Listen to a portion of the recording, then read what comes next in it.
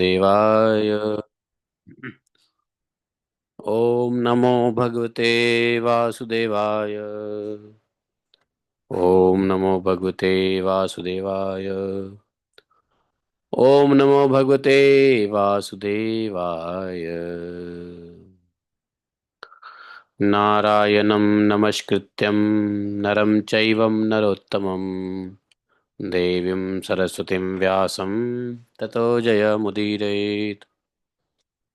नष्टप्राय स्वभद्रेषु नित्यं भागवत सेवया भगवत्युत्तम श्लोके भक्तिः भवति नैष्ठिकी।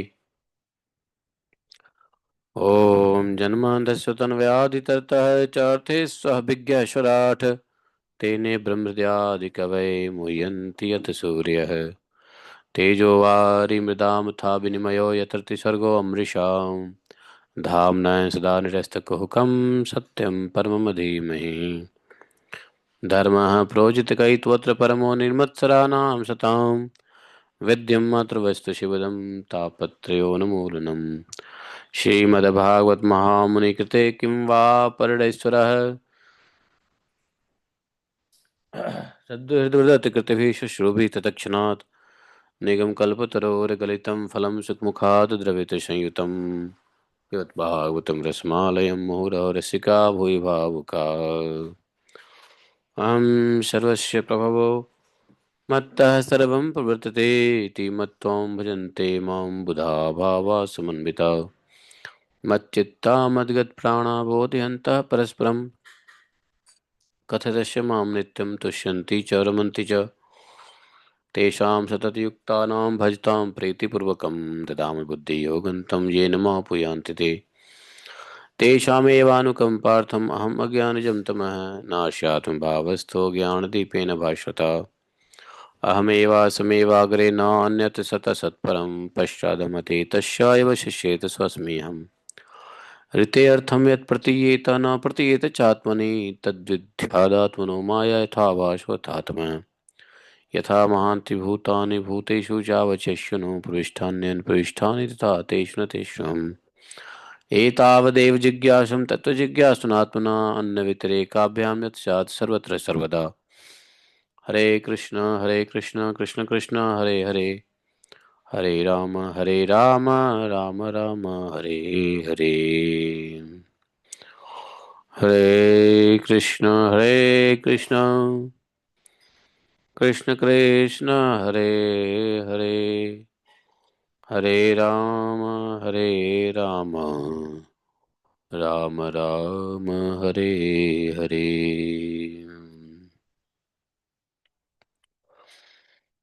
हरे कृष्ण कृष्ण कृष्ण हरे हरे हरे राम राम राम हरे हरे। बोले ग्रंथराज श्रीमद् भागवत महापुराण की जय। श्रीला सुखदेव गोस्वामी महाराज की जय। श्रीला व्यासदेव भगवान की जय। श्रीला प्रभुपाद श्री गुरुदेव की जय। अनंत कोटि वैष्णव भक्त वृंद की जय। अनंत कोटि वैष्णव गुरु वृंद की जय। वृंदावन धाम की जय। जय जय श्री राधे श्याम।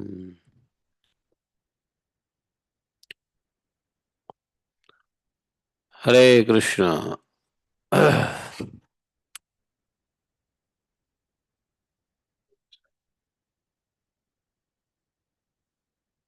हरे कृष्णा। तो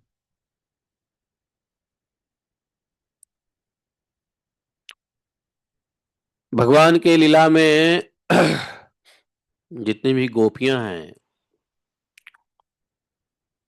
गोप कन्याएं हैं, गोप बाल गोपाल बाल कुमार है, ये सब बड़े बड़े सिद्ध योगी महात्मा हैं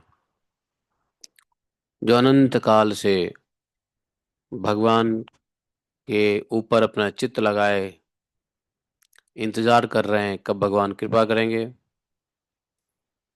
और उनके लीला में सम्मिलित होने का मौका मिलेगा।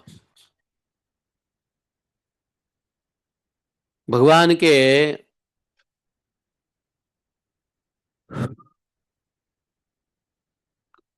ब्रह्मा जी के एक दिन में भगवान एक बार आते हैं।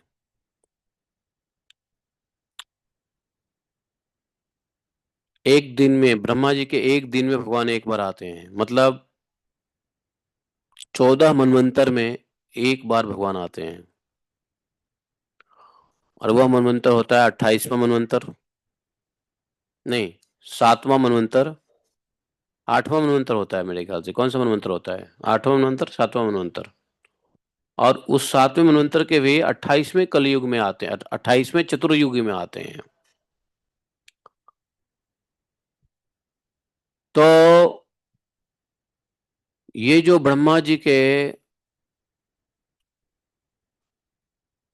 भगवान अब मान लो आ गए, अब जो लोग प्रार्थना ऋषि मुनि करेंगे उनको भगवान कब अपना लीला संग देने वाले हैं? अगले कल्प में, ब्रह्मा जी के अगले दिन में। सृष्टि की आरंभ हुई, रचना हुआ, तो शुरू के वर्ष, संवत्सर, मनमंतर सब अध्यात्म और सतयुग गुण होते हैं, सतयुग सतगुणों से संपन्न होते हैं। तो ये सब ऋषि मुनि इतने अनंत काल से इंतजार करते रहते हैं।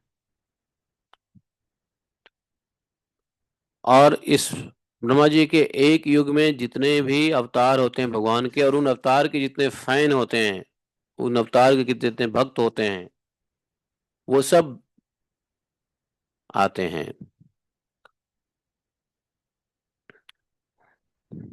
ये सभी गोपियां अपनी महान साधना के फलस्वरूप भगवान की मुक्त जन वांछित सेवा करने के लिए गोपियों के रूप में अवतार हुई हैं।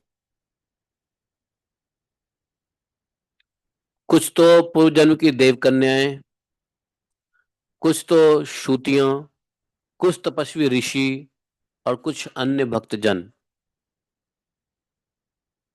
भगवान की लीला में सम्मिलित होते हैं। शुद्ध रूपा गोपियां जो नेति नेति के द्वारा निरंतर भगवान भगवान का वर्णन करते रहने पर भी उन्हें साक्षात रूप से प्राप्त नहीं कर सकती। गोपियों के साथ भगवान के दिव्य रस में विहार की बात जानकर गोपियां उपासना करती हैं, और अंत में स्वयं गोपी रूप में परिणत होकर भगवान श्री कृष्ण को साक्षात अपने प्रियतम रूप से प्राप्त करती है। समझे? श्रुतियां भी कई हैं, श्रुतियां भी आते हैं भगवान के लीला में गोपी बन के सम्मिलित होने के लिए। तो श्रुति में कौन कौन सी श्रुतियां हैं? कुछ का नाम बताया, उद्गीता, सुगीता, कलगीता, कलकंठिका, विपंची, ऐसे करके बहुत सारे श्रुतियां हैं जो मूर्तिमान होकर गोपी के रूप में आते हैं, भगवान का सानिध्य पाते हैं। यहाँ तक कि भगवान के राम अवतार में भगवान के रूप लावण्य को भगवान राम के रूप लावण्य को देखने वाली वो सभी स्त्रियां, पूर्व की स्त्रियां, अयोध्यापुरी की स्त्रियां और पुरुष भी,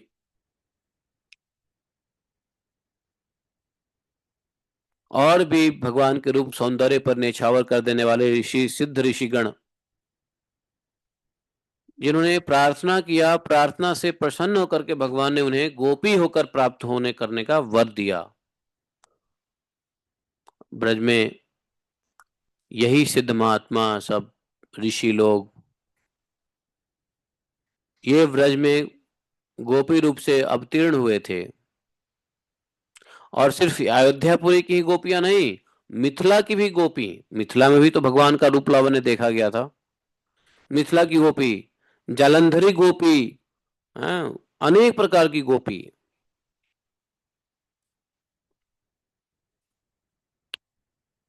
नाना प्रकार के युद्ध हैं, गोपियों के दल है। जहां जहां भगवान गए सबको भगवान ने उनके देखने देखने मात्र से जो इच्छा उत्पन्न हुई भगवान के साथ लीला करने की, वो भगवान ने इस अपने स्वयं निज लीला कृष्ण अवतार में इन सबको सौभाग्य प्राप्त किया दिया।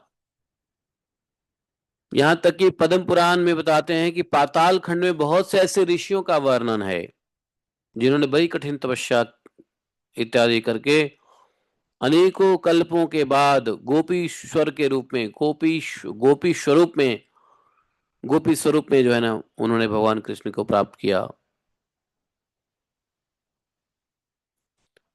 ऐसे ही एक उग्रतपा नाम के ऋषि थे। उग्रतपा नाम क्या है? उग्रतपा। अग्निहोत्री थे वे, बड़े दृढ़ व्रती थे तपस्या करने में। उनकी तपस्या भी अद्भुत थी। उन्होंने पंचदशाक्षर मंत्र का जाप और रासोत्मत नवकिशोर श्याम सुंदर श्री कृष्ण का ध्यान किया।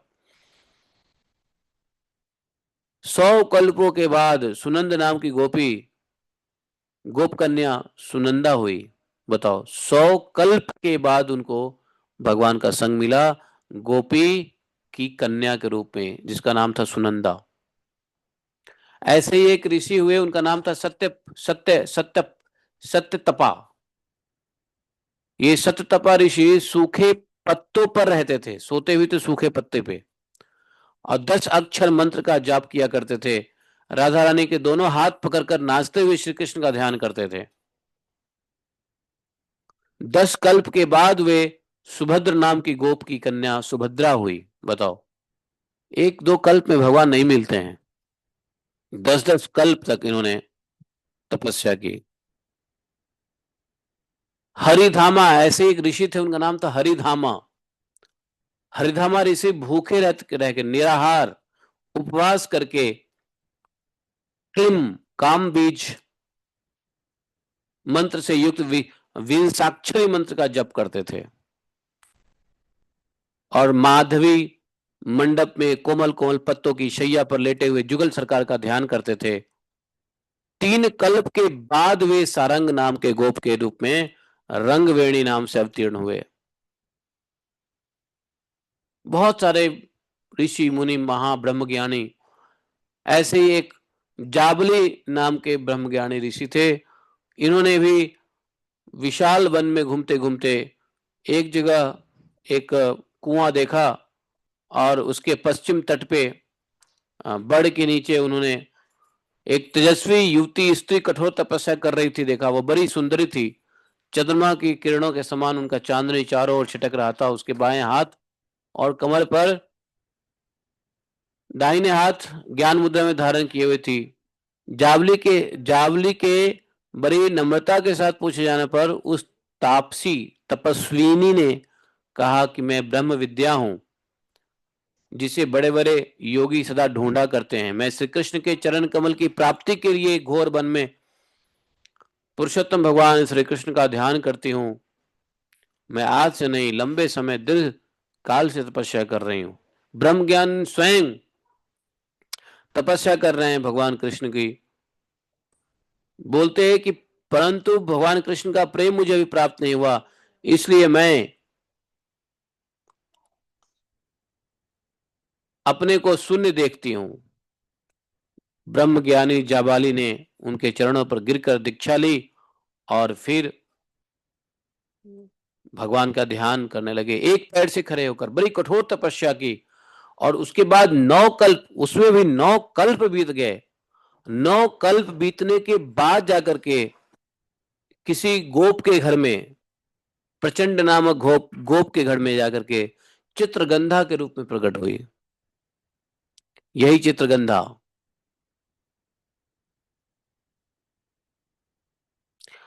ऐसे ही मतलब हजारों ऋषि हैं, कुछ का वर्णन है।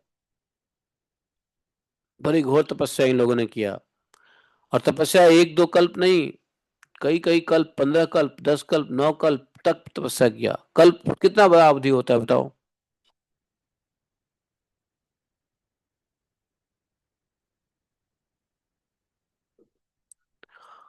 ऐसे ही एक ऋषि थे,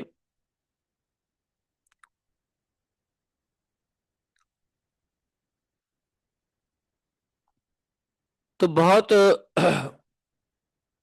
कुशध्वज, एक कुशध्वज नाम का ऋषि हुआ करता था। उनके पुत्र शुचिश्रवा और सुवर्ण देवदत्त दो थे। वो शीशासन करते थे, और शीशासन करके ह्रीम मंत्र का जप किया करते थे। सुंदर कंदर्प तुल्य गोकुलवासी 10 वर्ष की उम्र के भगवान श्री कृष्ण का ध्यान करते हुए घोर तपस्या की। कल्प के बाद वे ब्रज में सुधीर नाम के गोप के घर में उत्पन्न हुए। सुधीर। तो इसी प्रकार से और भी बहुत सी गोपियां हैं जिनकी पूर्व जन्म की कथाएं प्राप्त है। विस्तार से कहां तक उल्लेख किया जाए, हर गोपियों का अपना एक हिस्ट्री है, अपना साधना है, तपस्या है, कल्प कल्पांतर तक की भगवान कृष्ण की को पाने की साधना है।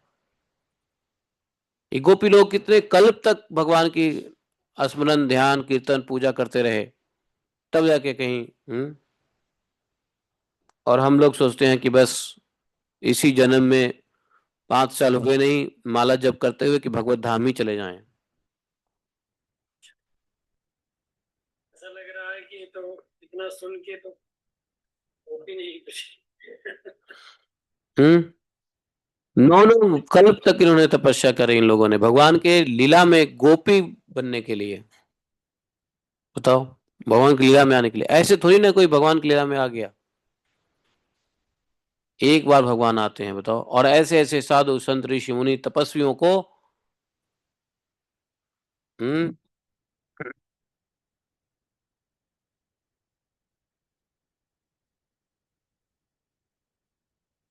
तो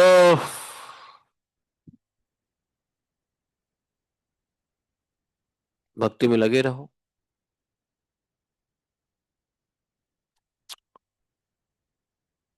रासलीला के समय भगवान ने स्वयं गोपियों से बोल बताया है। गोपियों को याद नहीं है, भगवान को तो सब याद है। बोले, गोपियों, तुमने लोक और परलोक के सारे बंधन को काटकर मुझसे निष्कपट प्रेम किया है। यदि मैं तुमसे प्रत्येक के लिए अलग अलग अनंत काल तक जीवन धारण करके तुम्हारा प्रेम का बदला चुकाना चाहूं तो भी नहीं चुका सकता। इसलिए मैं तुम्हारा ऋणी हूं और ऋणी ही रहूंगा। तुम मुझे अपने साधु स्वभाव से ऋण रहित मानकर और भी ऋणी बना दो, ऐसा उत्तम होगा, भगवान कह रहे हैं।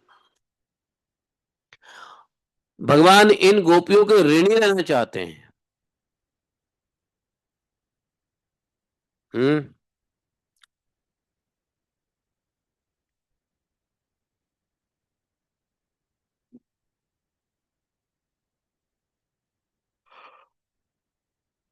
श्री राधे।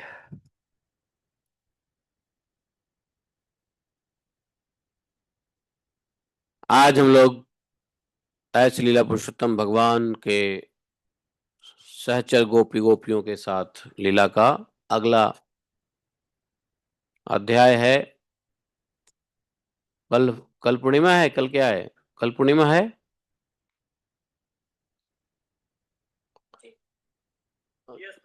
ओके, चतुर्दशी है आज, कल पूर्णिमा है, तो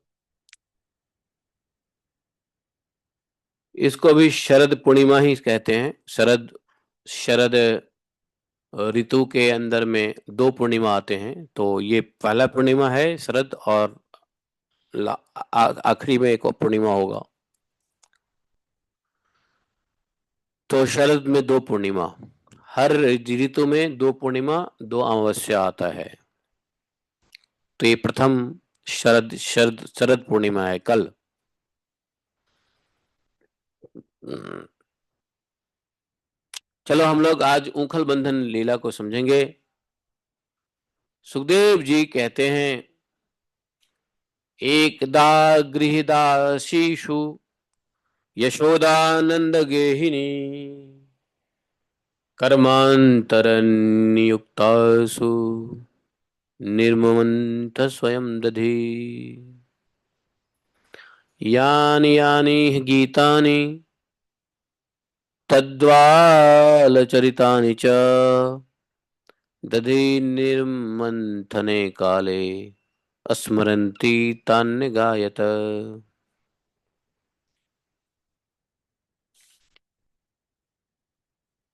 ओम अज्ञानतिमिरान्धस्य ज्ञानाञ्जनशलाकया चक्षुरुन्मीलितं येन तस्मै श्रीगुरुवे नमः। श्रीचैतन्यमनोभीष्टं स्थापितं येन भूतले स्वयं रूप कदा मह्यं ददाति स्वपदान्तिकम्। वन्देऽहं श्रीगुरोः श्रीपत्कमलं श्रीगुरोन् वैष्णवांश श्रीरूपं सागरजातं प्रजनसहितं श्रीकृष्ण चैतन्यदेवं श्रीराधाकृष्णपादान् सागं ललिता श्रीविशाखान्वितांश। हे कृष्ण करुणा सिंधु दीनबंधु जगतपते गोपेश गोपिकान्तं राधाकान्तं नमोस्तुते। तप्त कांचन गौरांगी राधे वृंदावनेश्वरी वृषभानुसुते देवी प्रणमामि हरिप्रिये। वाञ्छाकल्पतरुभ्यश्च कृपा सिन्धुभैव च पतितानां पावनेभ्यो वैष्णवेभ्यो नमो नमः। जय श्री कृष्ण चैतन्य प्रभु नित्यानंद श्री अद्वैत गदाधर शिवासादि गौर भक्तवृंद। हरे कृष्ण कृष्ण कृष्ण हरे हरे हरे राम राम राम हरे हरे। हरे कृष्ण। अरे एक गिलास गर्म पानी देना, रख दो यहाँ गर्म पानी। तो भगवान की बड़ी मधुर लीला हुई है और संजोग की बात है कि कल से हम लोग दामोदर लीला का आरती गायन करेंगे। आप लोग करोगे, अपने अपने घर पे कर लेना आरती। दामोदर आरती तो शुरू कर ही दिया है, तो उसकी लीला भी सुन लो। इसी लीला के ऊपर ये नाम पड़ा दामोदर मंथ। इसको दामोदर मास भी कहते हैं, इस लीला को दामोदर मास। आगे सुखदेव जी कहते हैं कि परीक्षित जी, एक समय की बात है। समय का मतलब कार्तिक महीना था वो समय। बहुत सारे पुराणों में, पद्म पुराण में कार्तिक महीना को दामोदर मास कहते हैं। समझे? नंद रानी यशोदा जी ने घर की दासियों का तो दूसरे काम में लगा दिया। घर में जितनी दासियां थी उन लोगों को दूसरे काम में लगा दिया और स्वयं प्रेम से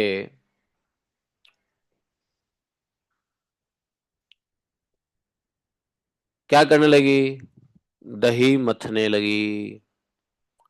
किस लिए? आज यशोदा मैया को इच्छा हुई है कि लाला को हम अपने हाथों से मक्खन खिलाएंगे। पहले दासियों के द्वारा मक्खन निकलवाया जाता था और जो हेल्पिंग हैंड थे यशोदा माता के, लेकिन इच्छा हुई है कि लाला को आज अपने हाथों से दधि मंथन करके हम निकालेंगे माखन और लाला को अपने हाथ से प्रेम से खवाएंगी। लगता है इसको अपने घर के माखन में कोई ज्यादा स्वाद नहीं आता, शायद मैं अपने हाथों से नहीं बनाती हूं इसलिए, शायद हमारे हाथों से माखन खा करके ये चोरी नहीं करेगा, अवश्य मेरे हाथों से माखन इसको अच्छा लगेगा। बच्चों को अपने माताओं के हाथ से खाना पीना बनाया हुआ ज्यादा अच्छा लगता है। उससे प्रेम रहता है, वात्सल्य रहता है, उसमें श्रद्धा रहती है, उसमें मनोकामना रहता है, उसमें अंदर आशीर्वाद छुपा रहता है, प्रेम छुपा रहता है, भावनाएं होती है कल्याण की।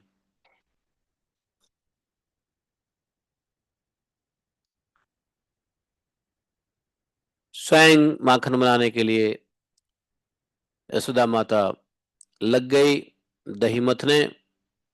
बाकी दासियों को अलग अलग काम लगा दिया। तो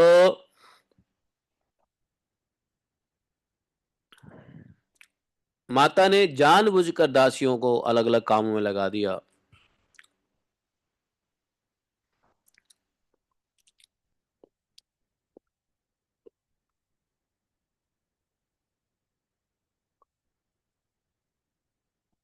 सुखदेव जी कहते हैं कि अभी तक भगवान की जिन जिन लीलाओं का वर्णन किया है, दधि मंथन के समय वे उन सब का स्मरण करती और गाती भी जाती थी। भगवान ने अभी तक जो भी लीला किया है, कैसे कैसे लीला किए हैं अभी तक, हाँ, पूतना, उद्धार, तृणावर्त, सक्तासुर, तृणावर्त, हाँ,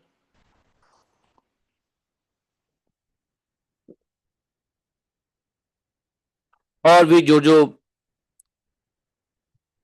भगवान की छोटी छोटी मधुर लीलाएं आंगन में, घर में, बाहर चलते फिरते हुआ है, सबका यशोदा मैया स्मरण करती है दही मथने समय।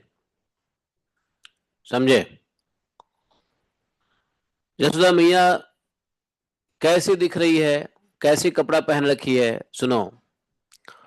क्षौमं वासः पृथुकटी तटे बिभ्रति शूत्रन्बद्धम् पुत्र स्नेहस्नूत कुचयुगम जातकंपम च शुभ्रुः रज्ज्वाकर्षंश्रम भुज चलत कंकणौ कुंडले च सुन्नं वक्त्रं कबरबिलग बिगल बिगलत मालती निर्ममंथ। बड़ा लंबा श्लोक है। ताम तस्य कामान आसाद्य मंथन्ती जननी हरिः गृहीत्वा दधिमन्थानं न्यषेधत प्रीतिमावहन्।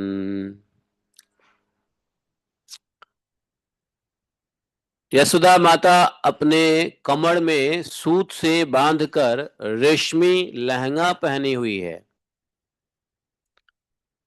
यशोदा मैया के स्तन में से पुत्र स्नेह की अधिकता से दूध चूता रहता था।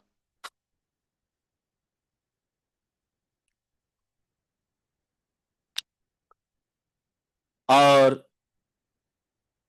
कंपन भी हो रहा था।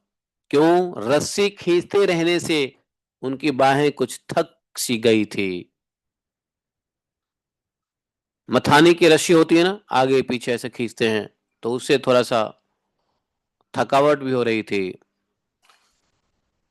माता के हाथों में कंगन और कानों में कर्णफूल वो भी हिल रहे हैं, और मुंह पर पसीने की बूंदें झलक रही थी। चोटी में गुथे हुए मालती के सुंदर पुष्प गिरते जा रहे थे। सुंदर भाव वाली यशोदा इस प्रकार दही मथ रही थी। उसी समय भगवान श्री कृष्ण स्तन पीने के लिए दही मथती हुई अपनी माता के पास उन्होंने, अब ये दधी मंथन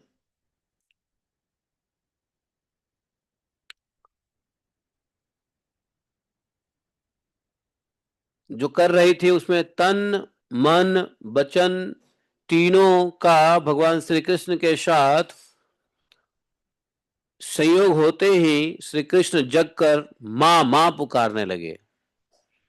अब भगवान पे कोई इतना ध्यान दे जिसका तन, मन है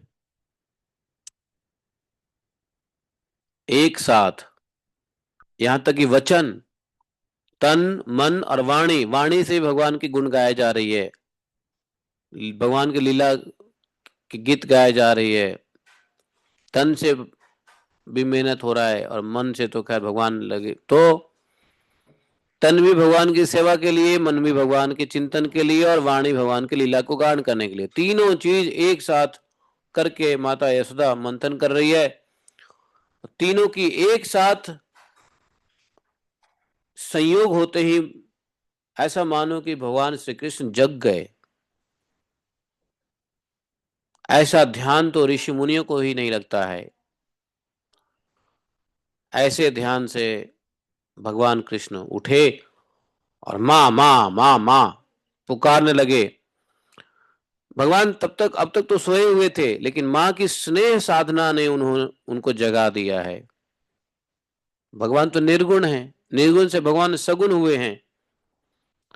भगवान अचल से चल हुए हैं, निष्काम से सकाम हुए हैं। स्नेह के भूख से मां के पास आए हैं।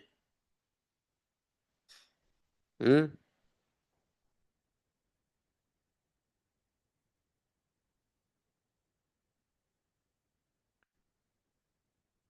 मंथन करते समय ही उठ के आए हैं भगवान। और जो मथानी है, मथानी के लकड़ी को भगवान ने पकड़ लिया है।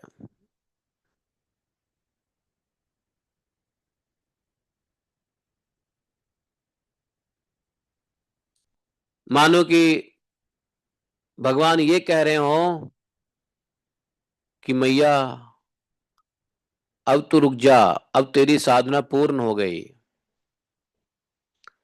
ये फालतू का ये मेहनत करने से क्या लाभ। अब मैं तेरी साधना का इससे अधिक भार नहीं सह सकता।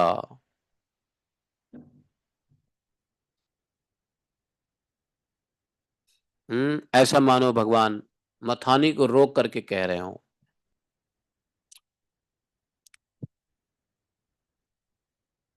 समझे। भाव है वैसे तो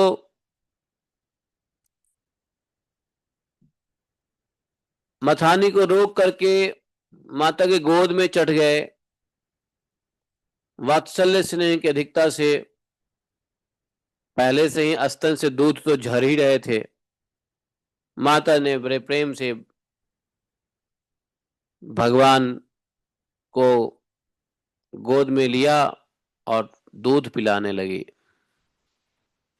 मंद मंद मुस्कान से युक्त उनका मुख देखने लगी माता यशोदा।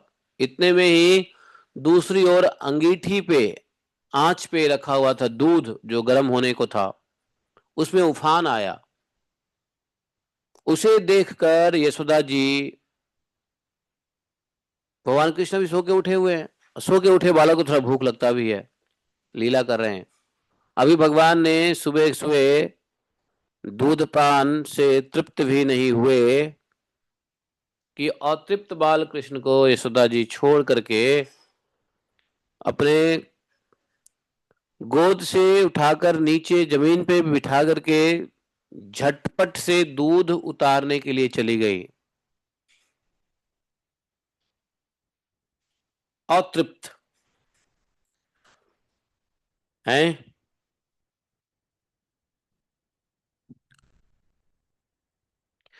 भगवान की एक मधुर बाल लीला की पुस्तक है, अभी लाया नहीं, मैं लाने वाला हूं। उसमें बहुत छोटी मोटी निटी ग्रिटी बातें जो होती है सुधा माता और बाल कृष्ण के बीच में, उसका वर्णन है, सुन के बड़ा आनंद आएगा। वहां मैया मना करती है, अरे नेक सा माखन तो निकाल लेने दे। नेक सा, नेक मतलब जानते हो ना, ब्रज की भाषा है। नेक सा माखन तो निकाल लेने दे। भगवान कहते हैं मैं तो दूध पीऊंगा। बताओ। दोनों हाथों से मैया की कमर पकड़कर एक पांव घुटने पर रखा और गोद में चढ़ गए। हम्म। लाला कृष्ण मुस्कुराने लगे, मैया दूध पिलाने लगी, आंखें मुस्कान पर जम गई। हैं। जानते हो, जो दूध, खासकर जो दूध गर्म हो रहा था, वो दूध कोई साधारण दूध नहीं था। नहीं तो भगवान कृष्ण असाधारण कृष्ण को साधारण दूध के लिए क्यों जाती हो। दूध कैसा था, बोलते हैं पद्मगंधा गाय का दूध था। बड़ा विशेष गाय का दूध था पद्मगंधा। सबके पास ये गाय नहीं अवेलेबल है।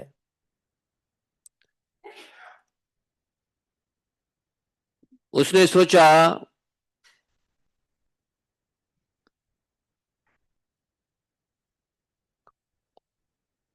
दूध कभी कम ना होगा। कौन, किसने सोचा, ये भाव दे रहे हैं, दूध ने सोचा। वो पद्मगंधा का दूध ने शायद सोचा कि माता यशोदा का स्तन का दूध तो कभी कम नहीं होने वाला। इनके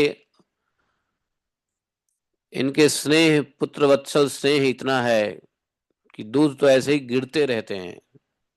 भगवान कितना भी पी लें कम नहीं होने वाला।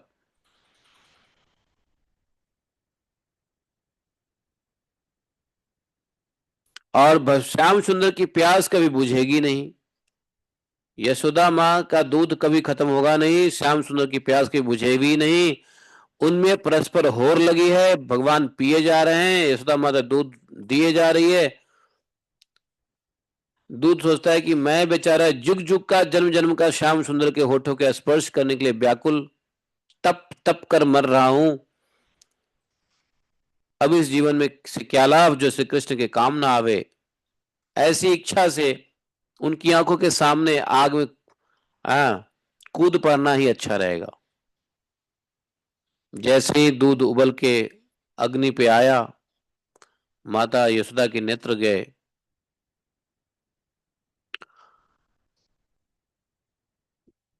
कृष्ण का भी ध्यान नहीं रहा, एक और जमीन पे रख करके दौड़ पड़ी। भक्त भगवान को एक और रखकर भी दुखियों की रक्षा करते हैं। भगवान अतृप्त ही रह गए।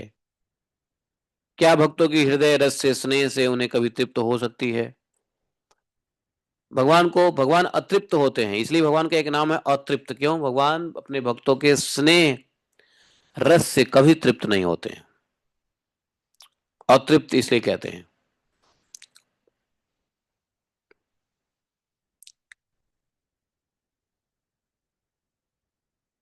अरे भगवान को छोड़ के गई भी तो भगवान के लिए ही तो काम करने गई, किसी दूसरे के लिए काम करने थोड़ी ना गई। उस पद्म क्या नाम था उसका?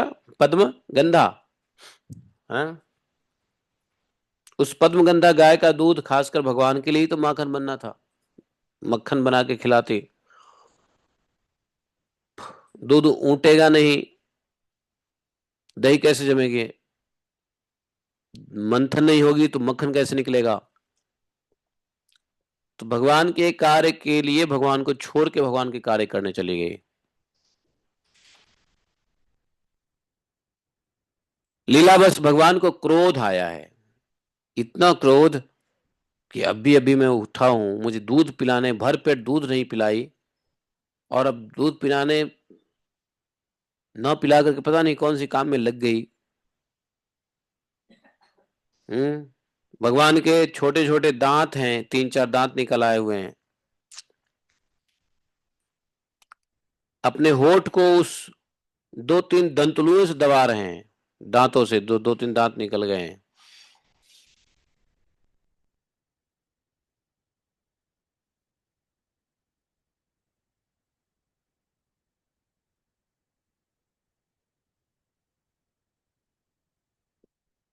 क्रोध आया है भगवान को।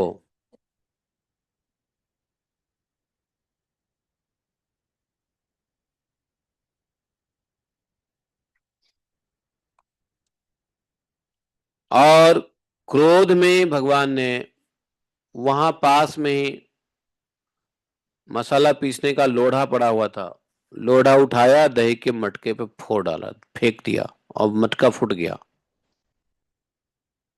मटका जब फूट गया तो घड़ियाल आंसू, बनावटी आंसू आंखों में भर लिए, और दूसरे घर में जाकर अकेले में ही बासी माखन, आज का नहीं कल का माखन, परसों का माखन, बासी माखन जो रखे हुए हैं उसको खाने लगे।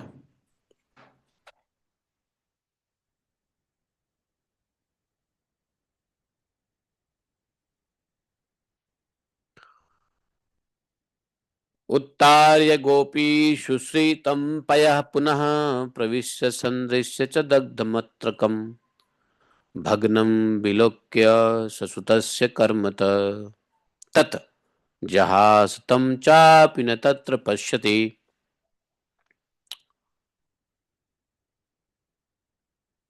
यशोदा जी जब दूध को उतार करके फिर मथने के लिए जब आई तो देखती हैं कि अरे दही का मटका टुकड़े टुकड़े हो गया है। वे समझ गए कि ये सब मेरे लाल की ही करतूत है। साथ ही उन्हें वहां न देखकर यशोदा माता हंसने लगी। गया कहाँ? लगता है इसको तोड़ के डर के मारे छुप गया है। ढूंढने लगी इधर उधर। पता चला कि श्री कृष्ण एक उल्टे हुए उखल पर खड़े हैं और छीके पर माखन ले लेकर बंदरों को खूब लुटा रहे हैं और डर भी रहे हैं कि कहीं चोरी पकड़ी ना जाए, इसलिए चौकन्ने होकर चारों ओर ताकते हैं।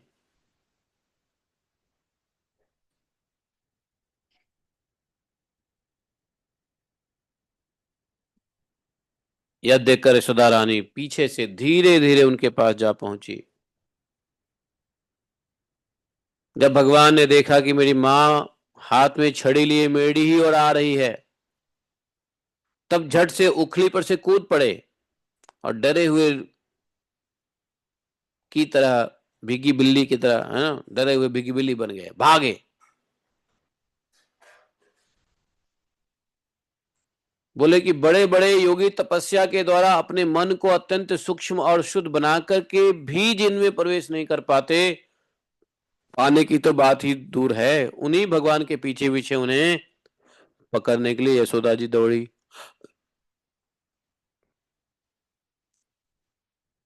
हैं? ऐसे भगवान के पीछे यशोदा जी भाग रही हैं।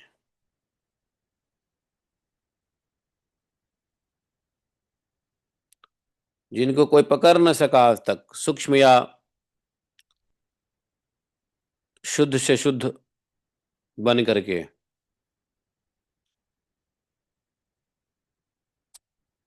भगवान भागते हुए बड़ी अच्छी लग रहे हैं, अपूर्व झांकी है, ऐश्वर्य तो मानो मैया के वात्सल्य प्रेम पर न्यौछावर करके ब्रज के बाहर ही फेंक दिया हो। कोई असुर अस्त्र शस्त्र लेकर आता तो सुदर्शन चक्र का स्मरण करते, मैया की छड़ी का निवारण करने के लिए कोई भी अस्त्र शस्त्र नहीं। भगवान की यह भयभीत मूर्ति कितनी मधुर है, धन्य है। भगवान भय खा रहे हैं। भगवान माता के डंडे से को देख के भय खा रहे हैं। बड़े बड़े असुरों के अस्त्र शस्त्र को काटने वाले, अरे कोई असुर के अस्त्र शस्त्र हो तो भगवान सुदर्शन चक्र को याद करके काट दें, ये तो माता का डंडा है, स्नेह। अब स्नेह को कौन से अस्त्र से काटेंगे? स्नेह बस माता डंडा दिखा रही है, दौड़ रही है पकड़ने के लिए। स्नेह को कौन सा डंडा दिखाओगे? स्नेह को कोई डंडा नहीं दिखाया जाता, समझे?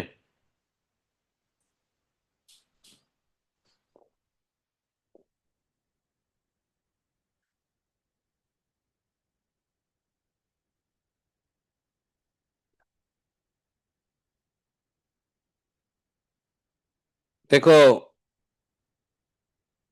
माता यशोदा के शरीर और श्रृंगार दोनों ही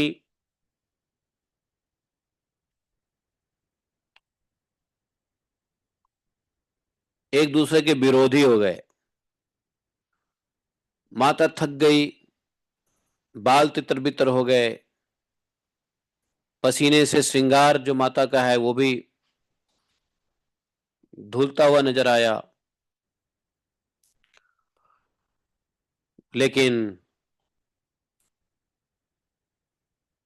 माता सोचेगी अभी तो मैं पकड़ के रहूंगी। देखो, विश्व के इतिहास में भगवान के संपूर्ण जीवन में पहली बार स्वयं विश्वेश्वर भगवान मां के सामने अपराधी बनकर खड़े हैं।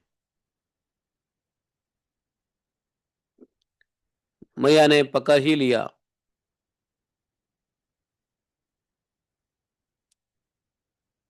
वैसे माता जी थक गई थी, शरीर भारी, बुढ़ापा शरीर, चाल धीमी पड़ गई थी।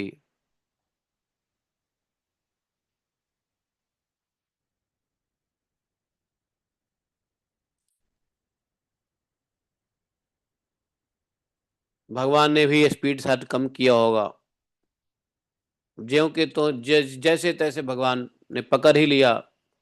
हाथ पकड़कर उन्हें डराने धमकाने लगी।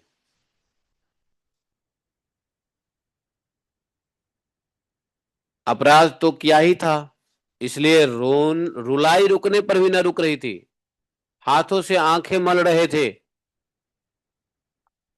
आंखों में जो काजल है ना, हाथ में मलने, हाथ से आंखों को मलने के कारण काला काजल स्याही जो है वो फैल गया था, और उल्टा माता जी के डंडे से पिटने के भय से आंख ऊपर की ओर उठ गई थी, उनसे व्याकुलता सूचित हुई हो रही थी।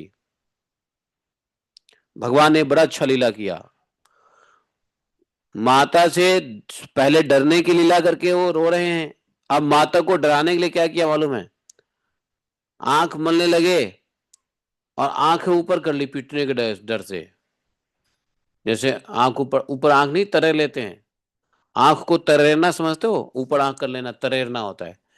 जब आंख ऊपर कोई कर लेता है तो बड़ा भय डर लगता है कि अरे ये क्या हो गया इसको, ए क्या हो गया।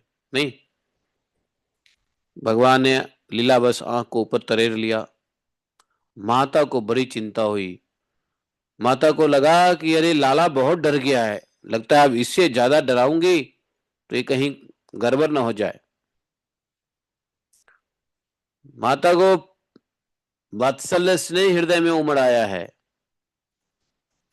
लगता है मेरे कुछ हमारे हाथ में छड़ी देख करके ये इतना डर रहा है कि इसकी आंखें उलट गई है,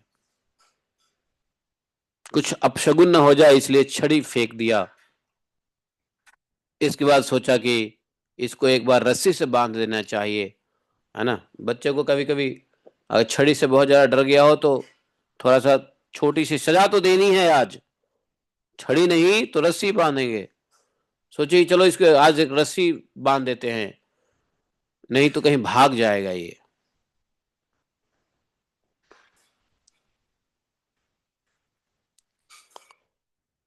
सच पूछिए तो यशोदा मैया को अपने बालक के ऐश्वर्य का तो पता था ही नहीं, माया देवी की कृपा थी। थोड़ा बहुत पता चलता भी तो भगवान के ऐश्वर्य के बारे में, तो योग माया ऐसा मातृत्व पुत्र वत्सलता पैदा करती, सब भूल जाती।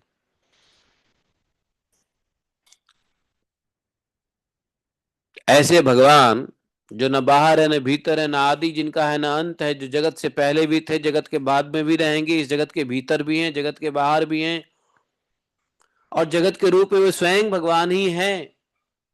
यही नहीं, जो इंद्रियों से परे अव्यक्त हैं, उन्हीं भगवान को मनुष्य सा रूप धारण करके करने के कारण पुत्र समझकर ये माता यशोदा रस्सी से उखल में ठीक वैसे ही बांध देती हैं जैसे कोई साधारण सा बालक है। माता जब उखल से नटखट श्याम सुंदर को रस्सी से बांधने लगी तो चमत्कार हो गया, 2 अंगुल कम पड़ गया।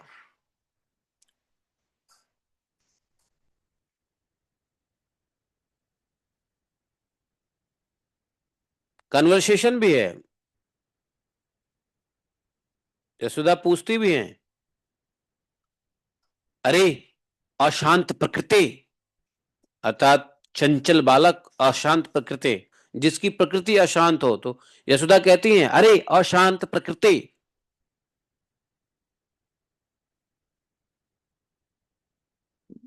और यहां तक कि माता ने क्या कह दिया मालूम है? माता ने कह दिया, एक एक शब्द बोल दिया, बानर बंधे। हैं, यशोदा मैया ने बोल दिया बानर बंधु, क्योंकि बानर को भी खिला रहे थे ना, तो बानर बंधे बोल दिया, अर्थात बानरों के भाई, बानरों के हितैषी, बानरों के बंधु, ऐसा कह दिया माता ने। और एक और शब्द बोला, बोला मथनी स्फुटक, मथनी फोड़ने, मथानी फोड़ने वाले, बता अब तुम्हें मक्खन कहां से मिलेगा? हम्म, कैसे तुम्हें आज मक्खन मिलेगा? बड़ी प्रेम से हम चाह रहे थे कि तुम्हारे लिए मक्खन बनाएं, हम ताजा ताजा अपने हाथों से सोच रहे थे मक्खन खिलाने को, अब तुम्हें मक्खन कैसे मिलेगी? तुमने तो मटका ही फोड़ दिया, मथानी ही तोड़ दिया, कहां से मिलेगा मक्खन? आज मैं तुम्हें ऐसे बांधूंगी ना कि ना तो तू ग्वालों के साथ खेल ही सकेगा और न माखन चोरी आदि करने का उद्यम करेगा। आज मैं तुम्हें बांधूंगी। ऐसा बातचीत भी होता है, गोस्वामी तुलसीदास जी, सॉरी, सुखदेव गोस्वामी नहीं लिखते हैं, लेकिन अन्य मधुर लीलाओं में ऐसी बातें लिखी हुई है। बीच बीच में माता बात भी तो कर रही होती है। बाल कृष्ण बोलते हैं, अरे मैया मत मार, यदि तुझे पीटने का इतना, हाँ, तो माता कहती है, अच्छा मत मार, तुम्हें यदि इतने पीटने का ही डर था तो मटका क्यों फोड़ा? तुमको इतना डर नहीं लगा कि फोड़ने के बाद पिटाई भी लगेगी? अरे कैसे डर लगेगा? आज तक कभी पिटाई किया हो कृष्ण का जो डर लगेगा? डर तो उस बच्चे को लगता है जब पहले कोई पिटाई किया हो। अभी तक तो पिटाई तो किया नहीं यशोदा मैया ने भगवान कृष्ण को कभी, तो डर कैसे लगेगा? ऐसी बातें भोले भोले बोल रही हैं। बोले तुमको डर नहीं लगा? अभी तुम डर रहे हो, मटका फोड़ते वक्त डर नहीं लगा? अरे कैसे डर लगेगा मटका फोड़ते वक्त? इससे पहले कभी पिटाई लगती जब तो डर लगता है। तो इतना डर था कि तुम मटका क्यों फोड़ा? बालकृष्ण कहते हैं, अरे मैया मैं ऐसा भी नहीं करूंगा, अब मैं ऐसा कभी नहीं करूंगा, माफ कर दो प्लीज। तू अपने हाथ से छड़ी छोड़ दे, फेंक दे, तुम अपने हाथ से छड़ी फेंक दे। भगवान कृष्ण के भोलेपन पे तो बड़े बड़े क्रोध शांत हो जाते थे यशोदा मैया और गोपियों के। माता को भी बड़ा भोलापन देख करके माता के हृदय भर आया है। वात्सल्य स्नेह के समुद्र में माता गोता खा रही है। समझे? सोचने लगी, और जैसे ही भगवान बोले कि अब डंडा छोड़ दे, मत मार, अब ऐसा कभी नहीं करूंगा, डंडा छोड़, डंडा फेंक दे, और आंख को ऐसे उल्टा कर लिया भगवान ने। माता को लगा कि अरे रे रे रे, ये तो गड़बड़ हो गया, ये तो आंख उल्टा कर लिया, लगता है ज्यादा अधिक अधिक डर गया है ये बालक। डंडा जो है ना उसने छोड़ फेंक दिया। समझे?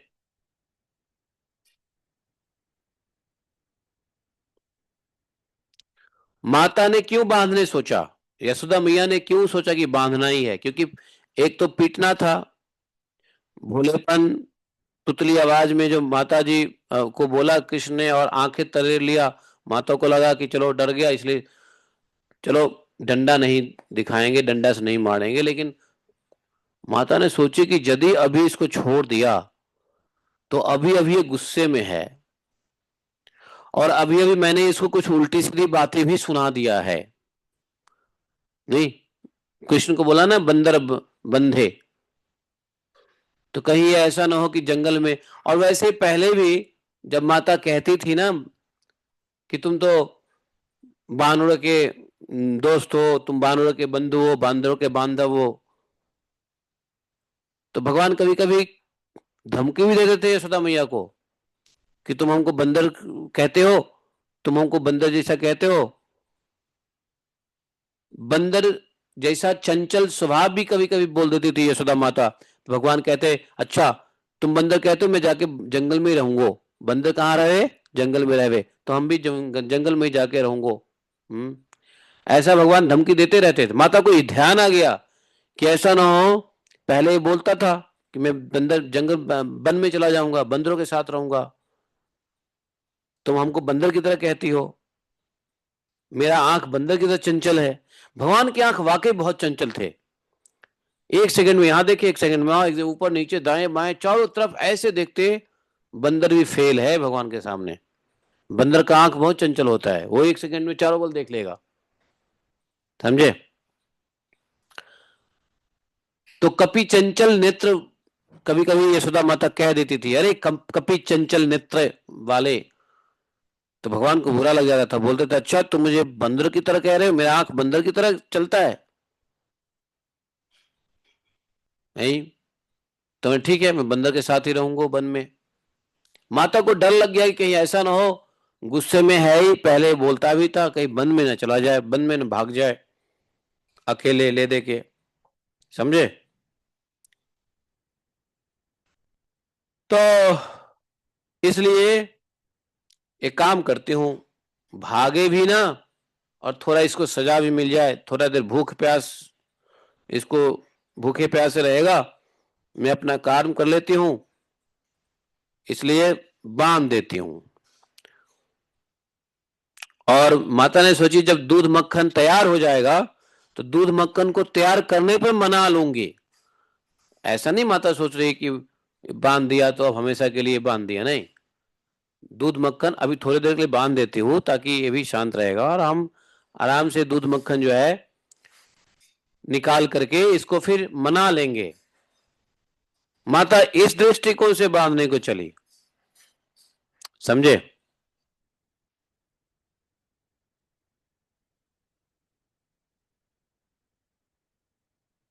अब इधर लीला हो गया।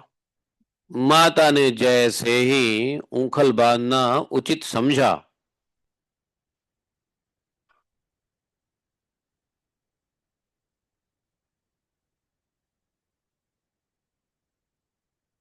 दो अंगुल रस्सी कम पड़ गई, समझे। माता और भी रस्सियां मंगाती और गोपियों को कहती जा तू अपने घर से रस्सी ले आ। जितनी भी रस्सी मंगाई, बांधने की कोशिश किया, 2 अंगुल कम पड़ गया, समझे। यशोदा रानी रस्सी जुट थी, फिर भी बांध न सकी, असफल अपने आप को महसूस करने लगी। गोपियां पीछे से मुस्कुरा रही थी, माता बांधने की कोशिश करे और बंधे ही ना। तो पीछे से कुछ गोपियों को ही हंसिया, दांत निपोरने लगी। यहां तक कि यशोदा मैया भी मुस्कुराती हुई आश्चर्यचकित हो रही है, कैसे बंधेगा। रस्सी बांधने में जितना दौड़ने में मेहनत नहीं हुआ माता को, उतना रस्सी बांधने में पसीने पे से लथपथ हो गई। यही महीना था, माता के चोटियों में जो मालाएं गुथी हुई थी सब गिर गया, बहुत थकान हो रहा था।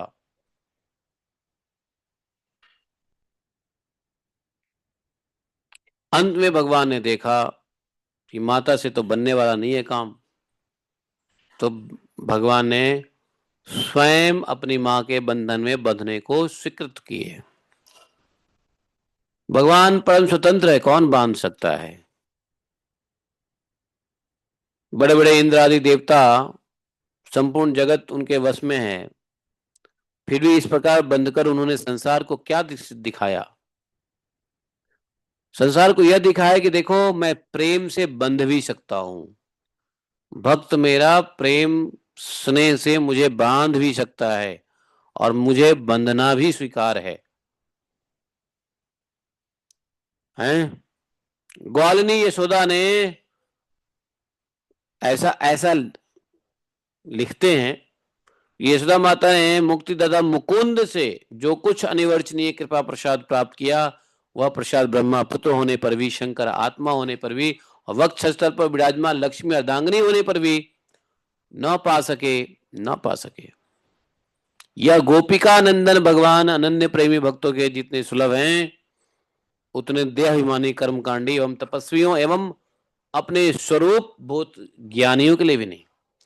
कितना भी कर्मकांडी बन लो, कितना भी योगी बन लो, कितना स्वरूपभूत ज्ञानी बन जाओ, देहाभिमानी कर्मकांडी बन जाओ, तपस्वी बन जाओ, ऐसा अनन्य प्रेमी भक्त के लिए जितना भगवान सुलभ है उतना किसी के लिए भी सुलभ नहीं है। इसके बाद नंद रानी यशोदा अपने घर के काम काज में उलझ गई। उखल में बंधे हुए भगवान श्याम सुंदर ने क्या किया, अब भगवान बंध गए, मैया चली गई, अब सोचते हैं अब क्या करूं, व्हाट नेक्स्ट। भगवान हमेशा सोचते रहते थे व्हाट नेक्स्ट, अब क्या करना है मुझे, अब क्या करना है। भगवान को एक सेकेंड भी चैन नहीं है, क्यों। 125 वर्ष के लिए पृथ्वी पे आए हैं और इतने कार्य करने हैं, इतने फाइलों को निपटाना है, नो। अब नेक्स्ट उनका लीला होता है। उन्होंने, उनका नजर गया अपने ही नंद बाबा के आंगन में 2 यमुलार्जुन वृक्ष के ऊपर हैं। और ये वृक्ष कई सालों से, युगों से बाबा के आंगन में खड़े थे। भगवान जान रहे हैं इनका उद्धार करना है। ये कुबेर के दो पुत्र थे, नलकुबर और मणिग्रीव। धन, ऐश्वर्य, मद की बड़ी पूर्णता थी, और इसी घमंड को देख करके ऋषि देवर्षि नारद जी ने इनको श्राप किया दिया था। और देवर्षि नारद जी के श्राप के कारण ये जो है वृक्ष बन गए। और वृक्ष बने, जब एहसास हुआ देवर्षि ने श्राप दे दिया है, चरण पकड़े, माफ करिए, तो मुनि लोग फिर उस श्राप को वरदान में बदल देते हैं। तो उन्होंने कहा ठीक है, तुम चिंता ना करो, भगवान श्री कृष्ण आएंगे तो वो तुम्हारा उद्धार करेंगे। तो इस प्रकार से यमलार्जुन और नल कुबेर मणिग्रीव को उद्धार किया। इसकी कथा आगे है, लेकिन थोड़ा विचार कर लेते हैं कि ये दो दो उंगली क्यों कम पड़ गया। नहीं, दो उंगली कम क्यों पड़ गया, क्या कारण था दो उंगली कम पड़ने का है। तो बड़े सुंदर सुंदर भाव है, भक्तों के बड़े सुंदर सुंदर भाव है आचार्यों के, कि रस्सी 2 अंगुल ही कम क्यों हुई। तो बोला कि भगवान ने सोचा कि जब मैं शुद्ध हृदय भक्तजनों को दर्शन देता हूं, तब मेरे साथ एकमात्र सतगुण ही संबंध की स्फूर्ति होती है, रज और तम से नहीं होती। इसलिए उन्होंने रस्सी के 2 अंगुल कम करके अपना भाव प्रकट किया। तो सत्वगुण से ही संबंध स्फूर्ति होती है ना भगवान की, रज और तम से नहीं होती। तो रज और तम, इसलिए 2 अंगुल कम पड़ गया, क्योंकि रज और तम से नहीं हो सकता है, सिर्फ सत्वगुण से ही भगवत संबंध की स्फूर्ति होती है। सत्वगुण से ही भगवान का भजन शुद्ध हृदय भक्तजन करते हैं, और भक्त के शुद्ध हृदय सत्वगुण में भजन करने से भगवान का दर्शन भी होता है, संबंध स्थापित होता है सत्वगुण के ही संबंध से। या फिर भगवान ने विचार किया कि जहां नाम और रूप होते हैं वहीं बंधन भी होता है? अगर इस संसार में व्यक्ति बंधता कैसे है? नाम और रूप से है। किसी का रूप देख लिया तो आसक्ति हो गई, किसी के बारे में जान लिया तो आसक्ति हो गई। नाम और रूप से ही तो नाम और रूप, संसार के नाम रूप संसार के बंधन में डालने वाला होता है, लेकिन भगवान का नाम रूप कैसा होता है? संसार के बंधनों से निकालने वाला होता है।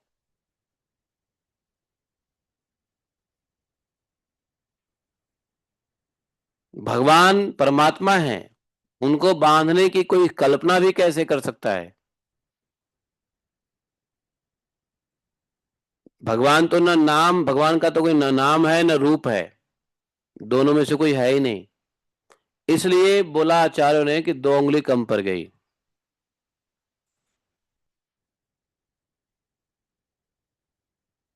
भगवान ने नाम और रूप तो भक्तों के प्रेम को रेसिप्रोकेट करने के लिए लेते हैं, और भगवान ने यहां सिद्ध किया है कि देखो, मैं निर्गुण हूं, मेरा कोई नाम नहीं है, मेरा कोई रूप नहीं है, लेकिन जैसे ही मैं नाम और रूप में आता हूं तो मैं भी बंध जाता हूं। किससे? भक्तों से।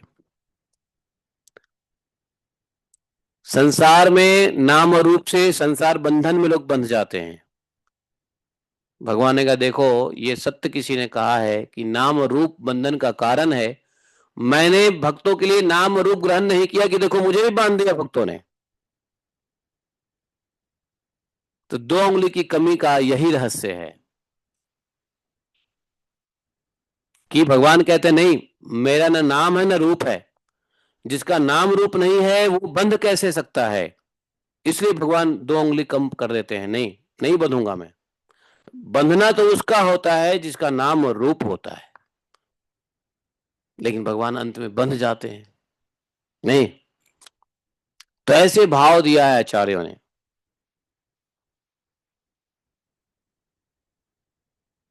संसार में प्राणी का यह सिद्धांत है कि वो नाम और रूप से बन जाता है, इसलिए भगवान नाम रूप देते हैं जीवों को कृपा करने के लिए। जीवों पे कृपा करने के लिए भगवान अपना नाम और रूप धरते हैं, जबकि कोई नाम नहीं है उनका, कोई रूप नहीं उनका। No form no name, without name and form, but still भगवान नेम फॉर्म लेते हैं, नाम और रूप ग्रहण करते हैं। किस लिए? जिस जीव का नाम रूप के चक्कर में संसार में फंसने की आदत है, वो हमारे नाम रूप से ब्रह्म में फंस जाए। संसार में नहीं फंसे, ब्रह्म में फंस जाए।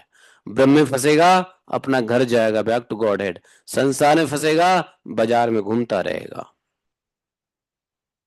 नहीं, इस संसार भूल भुलैया है। देखा है कभी आपने वहां आनंद बाजार, आनंद आनंद क्या बोलते हैं उसको, वो इलाहाबाद में है ना, आनंद भवन, जहाँ पे अंदर में एक भूल भुलैया है। आप एक बार घुस गए तो आप अपने से नहीं निकल सकोगे। वहां कोई गाइड होता है, वो आपको साथ में ले जाएगा। कोई गया है ऐसी जगह पर? नहीं गया ना। अपने से नहीं निकलोगे। हाँ, तो भूल भुलैया में जाओगे बिना गाइड का मत जाना। वो इधर से निकलोगे फिर एक घर, उधर से निकलोगे दूसरा एक कमरा, तीसरा एक कमरा, चौथा कमरा, आपको बाहर एग्जिट का गेट ही नहीं मिलेगा। बड़े परेशान हो जाओगे घंटों भर प्रयत्न करने के बाद। लकली मिले तो मिले, वरना फिर गाइड ही आपको गाइड करेगा। तो संसार नहीं निकल पाते हैं वहां से, ऐसा ही होता है। तो संसार जो है ये भूल भुलैया है, यहां से कोई नहीं निकल सकता। और संसार भूल भुलैया क्यों है? फंसने का, बंधन का कारण क्यों है? संसार के अंदर जो नाम और रूप है। संसार में लोग कितने रूपों में फंस जाते हैं नहीं। जगह के रूप में, व्यक्ति के रूप में, पशु के रूप में, किसी सुंदर वस्तु के रूप में, सुंदर जगह के रूप में, नहीं, सुंदर चीजों के नाम से भी वो आकृष्ट हो जाते हैं, क्योंकि सुंदरता उनके चेत दिमाग में रहता है। रूप देख लिया, नाम से रूप अटैच हो गया, तो नाम मात्र से उसको आनंद आता है नहीं। आ तो ये जीव का लक्षण है कि संसार में नाम रूप में आके फंस जाना। लेकिन भगवान बड़े कृपा करते हैं कि अपना नाम रूप दे करके जीव को निकालते हैं, रास्ता दिखाते हैं अपना नाम रूप दे करके। इसलिए भगवान का नाम, और भगवान का नाम से क्या प्रकट होता है? भगवान का रूप प्रकट हो जाता है। तो पहले नाम लेकर के तपस्या करनी पड़ेगी, फिर रूप से भगवान आ जाएंगे। तो भगवान ने इसलिए 2 उंगली कम कर दिया, क्योंकि भगवान ये प्रूफ करना चाह रहे थे कि मैया, इस संसार में बंधता तो वह है जिसका कोई नाम रूप हो, मेरा तो कोई नाम रूप है ही नहीं, मैं कैसे बंधूंगा? मैं नहीं बंध सकता। लेकिन भगवान ने एक नाम धारण कर लिया, कैसा? दामोदर। बंध गए, दिखा दिया, देखो जी, मैं पर ब्रह्म परमात्मा भी जब नाम रूप ग्रहण करता हूं तो बंध जाता हूं। तो तुम कौन से खेत की मूली हो? साधारण जीव नहीं। साधारण जीव कौन सी खेत की मूली है? बहुत गजब चिंतन है, नहीं है?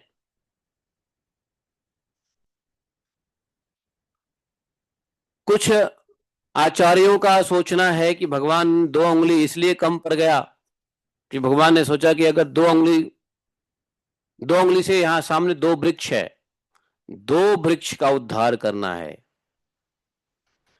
तो क्रिया सूचनात्मक दृष्टिकोण से रस्सी 2 उंगली पड़ गई कम। समझे? 2 उंगली कम पड़ गया, इसका क्या मतलब है कि यदि भगवान की कृपा हो तो द्वैत अनुरागी भी मुक्त हो जाता है, और यदि भगवान की कृपा न हो तो असंग भी प्रेम में बंध जाता है। जो डिटैच है वो भी अटैच हो जाता है, और जो अटैच है वो भी डिटैच हो जाता है। इस भाव से 2 उंगली को कम पड़ गया। द्वैत अनुरागी भी मुक्त हो जाता है। द्वैत अनुरागी मतलब जो भेद बुद्धि में पड़ा हुआ है, जिसका अनुराग भेद भाव में है, द्वैत अनुरागी। और भगवान की कृपा ना हो तो असंग व्यक्ति भी प्रेम में फंस सकता है। असंग व्यक्ति, अभी तक उसको कोई आसक्ति नहीं है, असंग है। असंग शस्त्र दृढ़ चित्वा, असंग हो चुका है, अपना आसक्ति त्याग चुका है इस संसार से। लेकिन भगवान की कृपा ना हो तो वो भी है, संसार के प्रेम से बन सकता है।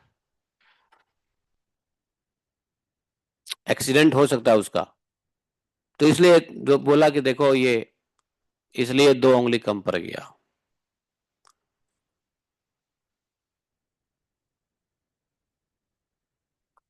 भगवान ने 2 उंगली इसलिए भी कम किया कि क्योंकि यशोदा माता ने क्या किया, अनेकों रस्सियों को अलग अलग करके एक साथ भगवान के कमर में लगाई और पूरा नहीं हुआ। तो भगवान तो माता जी क्या कर देख रही है, वो छोटी रस्सी को हटा रही है, बड़ी रस्सी को जोड़ रही है, छोटी रस्सी को हटा के बड़ी रस्सी को जोड़ रही है। तो भगवान ने क्या किया, 2 उंगली इसलिए कम कर दिया कि देखो भगवान की नजर में कोई भेद नहीं है। माता छोटी बड़ी रस्सी का भेद कर रही है, जबकि रस्सियों ने कहा भगवान की समानता, अनंतता, अनादिता, विभुता हम लोगों में नहीं है, इसलिए इनको बांधने की बात बंद करो। ये रस्सी लोग कह रहे हैं अरे हम भगवान को नहीं बांध सकते हैं, बंद करो बांधना। जैसे नदियां समुद्र में समा जाती है, वैसे हम रस्सियां अपने सारे गुण लेकर के अनंत गुण भगवान में लीन हो गए हैं, अपना नाम रूप खो बैठे हैं भगवान के साथ। भगवान के कमर में लगते ही मेरा नाम रस्सी नहीं है। रस्सी का मतलब क्या मतलब होता है, जैसे दिमाग में अगर रस्सी शब्द बोलोगे मन में, तो मतलब क्या होता है, रस्सी मतलब बंधना, तुरंत रिफ्लेक्ट होता है बंधना। ए रस्सी लाओ, मतलब क्या बात है, बांधना है क्या, कुछ बांधना है क्या, नहीं। हाँ, रस्सी का गुण क्या है, बांधना, बांधने की क्रिया को दर्शाता है रस्सी। आप रस्सी रस्सी किसी से मांगो, ए रस्सी है क्या, पूछे क्या बांधना है, किसको बांधना है, कब बांधना है, कैसी चीजें बांधनी है, छोटी मोटी मोटी कैसी चीजें, नहीं। रस्सी का शब्द श्रवण या बोलते ही हमारे बैक ऑफ द माइंड में क्या होता है, बंधन याद आता है। तो रस्सी मानो स्वयं कह रहे हैं कि अरे मैं अनंत गुण भगवान में लीन हो गया हूं, इसलिए मैं अपना नाम और रूप खो बैठा हूं, मैं अपना गुण भी खो बैठा हूं। क्यों, भगवान अनंत गुण है, इसलिए मैं अपना गुण भगवान में लीन कर दिया हूं। तो मेरा गुण बांधने का है, जब मैं अपना गुण ही भगवान में डाल दिया तो मैं कैसे बांधूंगा भगवान को, इसलिए रस्सी यही दो भाव को सूचित करने के लिए रस्सियों में 2 उंगली की कमी पड़ गई। समझे? एक तो छोटे बड़ा का कोई भेद नहीं, दूसरा रस्सी का गुण भी अनंत गुण भगवान में जाके मिल गया है, तो रस्सी बांधे कैसे। रस्सी का गुण है बांधना, लेकिन उसने भी भगवान के कमर में जाते ही भगवान के ही अनंत गुण में समा गई रस्सी, तो कैसे बांधेंगे, इसलिए 2 उंगली कम पड़ गया।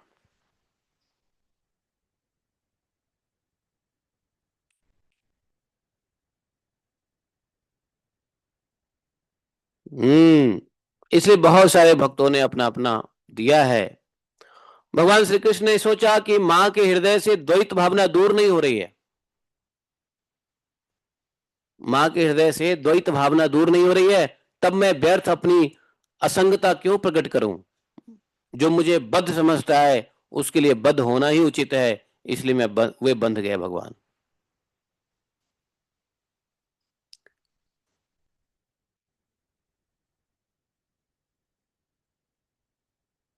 भगवान अपने भक्त के छोटे से गुण को भी पूर्ण कर देते हैं। यह सोचकर भगवान ने यशोदा माता के गुण को अपनी बांधने योग्य बना लिया, रस्सी को। भगवान कहते हैं यद्यपि मैं अनंत हूं, अचिंत्य हूं, कल्याण गुण निवास करते हैं हमारे अंदर, तो फिर भी तब तक वे अधूरे ही रहते हैं जब तक मेरे भक्त अपने गुणों का स्टाम्प नहीं लगा देता है। भगवान के अनंत गुण हैं, अचिंत्य कल्याण, कितने गुण हैं भगवान के, लेकिन भगवान कहते हैं कि हमारे सारे गुण अधूरे हैं जब तक हमारे प्रेमी भक्त उसके ऊपर स्टाम्प न लगा दे, गुणों की मोहर न लगा दे। हैं, यशोदा मैया के गुण क्या है? वात्सल्यता, स्नेह, और अभी क्या, रज्जू बांधना भी चाह रही है, तो उन्होंने अपने को पूर्णोदर से दामोदर बना लिया। भगवान क्या है? पूर्णोदर। भगवान के अंदर पेट में सब कुछ है, इसलिए पूर्णोदर, और पूर्णोदर से भगवान दामोदर बनना स्वीकार कर लिया। बोलो लीला पुरुषोत्तम दामोदर भगवान की जय। माता के परिश्रम को भगवान सहन नहीं कर सकते हैं, इतने भक्त वत्सल हैं भगवान। भगवान माता के परिश्रम को, श्रम को दूर करने के लिए बंधना स्वीकार करते हैं, हैं? भगवान अपने भक्तों की रक्षा के लिए अपना वचन तोड़ते हैं, लड़ाई के मैदान में खड़े रहते हैं बिना सोचे हुए कि कोई बाण उनको भी आके लग सकता है, वो उनको उनको भी घायल कर सकता है, फिर भी भगवान लड़ाई के मैदान में खड़े रहते हैं। अपने भक्तों की रक्षा के लिए अपनी वचन तोड़ते हैं, अपनी बात भी झूठी करते हैं, नहीं, भक्तों की थकावट को दूर करने के लिए भगवान बंधन स्वीकार करते हैं। यशोदा के यशोदा थक गई है, पसीना से तरबतर हो गई है, परेशान है, कैसे बांधू, बांधना तो है आज, आज नहीं बांधूंगी तो वन में भाग जाएगा, आज बहुत गुस्सा है, आज नहीं बांधूंगी तो वन में भाग जाएगा, ये डर है। वन में अगर भाग गया तो वैसे ही महावन में बहुत ज्यादा उधम हो रहा है, बहुत ज्यादा, हैं? क्या हो रहा है? बहुत सारे राक्षस घूम रहे हैं। एक दिन आंगन में इसको छोड़ के गई, तिन्ना भर उड़ा के ले गया, अब ये यदि वन में चला जाएगा पता नहीं कौन सा राक्षस उठा के ले जाएगा इसको, हम कहां ढूंढते रहेंगे। भगवान को अपने प्रेम में बांधने की कोशिश कर रही है। किस प्रेम में? कहीं इसको कोई ले ना जाए, कहीं इसको कोई उड़ा के ना ले जाए, जैसे तिन्ना भर उड़ा के ले गया था। माता बिल्कुल नहीं, आज कोई चांस नहीं छोड़ना चाह रही है, ये गुस्से में है, जरूर ये वन में भाग जाएगा। आज दूसरा, माता ये भी सोच रही है कि नहीं, आज तो मैं अपने हाथों से माखन खिला के रहूंगी। दही बस इसने माखन का मटका तोड़ दिया तो क्या हुआ, मैं दूसरी मटके में दूसरी दही को मथूंगी और माखन निकालूंगी। आज अपने हाथ से लाला को माखन खिलाना विच है, ऐसा यशोदा माता ने ठान लिया। लाला को अपने हाथ से माखन आज खिलाना विच है ना? बॉम्बे के भाषा में ऐसे बोलते ना, खिलाना विच है। तो आज तो कैसे भी ये भागे भी नहीं, और माखन भी मुझे बना के खिलाना है आज, जो चाहे जो हो जाए। भागने नहीं दे रहे हैं इस डर से कि भाग जाएगा तो कोई राक्षस कुछ ये न कर दे, सुरक्षा का भाव से, उसमें भी प्रेम है, और माखन आज बना के खिलाना है, वो भी सेवा भाव है। बताओ, दोनों तरफ से सेवा सेवा ही चल रही है। भगवान बनना स्वीकार कर लेते हैं। कहाँ जाओगे भाग के? तुम्हारे भागने में भी सेवा है, तुम्हारे पकड़ने में भी सेवा है, तुम्हें बांधने में भी सेवा है, तुम्हें छोड़ने में भी सेवा है, तुम्हें खिलाने में भी सेवा है, तुम्हें रोना लाने में भी सेवा है? जो कुछ भी भगवान के साथ हो रहा है बाल लीला में, सब कुछ उनकी सेवा के लिए ही हो रहा है। गोपियां चाह रही है कि माखन चुराए तो उनकी सेवा के लिए। गोपियां जब माखन चुरा लेते हैं तो यशोदा मैया को जाके उलाहना देती है, वो भी सेवा के लिए। क्यों? भगवान को आनंद आवे और हमको भी आनंद आवे। जानते हो, एक बार की बात है, गोपियां इकट्ठा बैठी माता के पास आई और माता से कहने लगी, मैया तुम्हारे लाला को कछु ज्ञान है गो कि नहीं? बोला कि है गो, लाला सियाने है गो, ज्ञान है कि नहीं, क्यों नहीं है ज्ञान? बोला अच्छा तू लाला बताओ नाक किधर है। बच्चों को पूछते हैं नाक किधर है, तो दिखाता है ये मेरा नाक है, ये कान है। इससे पता चलता है कि हाँ बच्चा कुछ सीख रहा है, माँ बाप से कुछ सीख रहा है, माँ बाप कुछ सिखा रहे हैं। है रे कन्हैया नाक किधर है तुम्हारा? भगवान अपना हाथ उठावे और यहाँ पे ले, ये ले, ये है नाक। अच्छा कान बता, कान किधर है? हाँ पहले आंख किधर है, आंख, तो आंख किधर है? सर किधर है, सर दिखाए। हाथ किधर है, हाथ दिखाएं। पेट किधर है, पेट दिखाएं। अब गोपी ने यहाँ चाल चली कि लाला कभी कान नहीं पकड़ता है, आज इसका कान पकड़वाऊंगी। तो अब बड़े प्रेम से क्या कहती है, अच्छा लाला सुन, कान पकड़ियो अपना, कान किधर है, तो कान दिखा, कान किधर है, कान दिखा, कान। भगवान थोड़े से रुके, सोचे कि इसके गोपियों के मन में क्या चल रहा है। गोपी के मन में ये चल रहा है कि कान, इसी बहाने भगवान के कान छुआ दूंगी। अपना ही कान छूना मतलब गलती को स्वीकार करना, अपने कान पकड़ना मतलब गलती को स्वीकार करना, इसको मुहावरा कहते हैं, स्वयं का कान पकड़ना। तो भगवान समझ गए गोपी की भावना। अच्छा, मुझको मेरी गलती तुम्हें स्वीकार करवाएगी छल से? अच्छा मुझसे कोई छलिया ज्यादा है क्या? भगवान ने क्या किया मालूम है? जैसे ही जिस गोपी ने कहा कि ए लाला कान दिखाओ, कान किधर है, तो भगवान उठे और उसी गोपी के कान पकड़ के कहते ये रहे कान। समझे?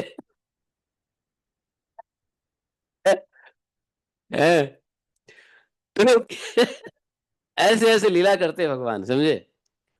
हैं? किसके हृदय की बात नहीं जानते भगवान।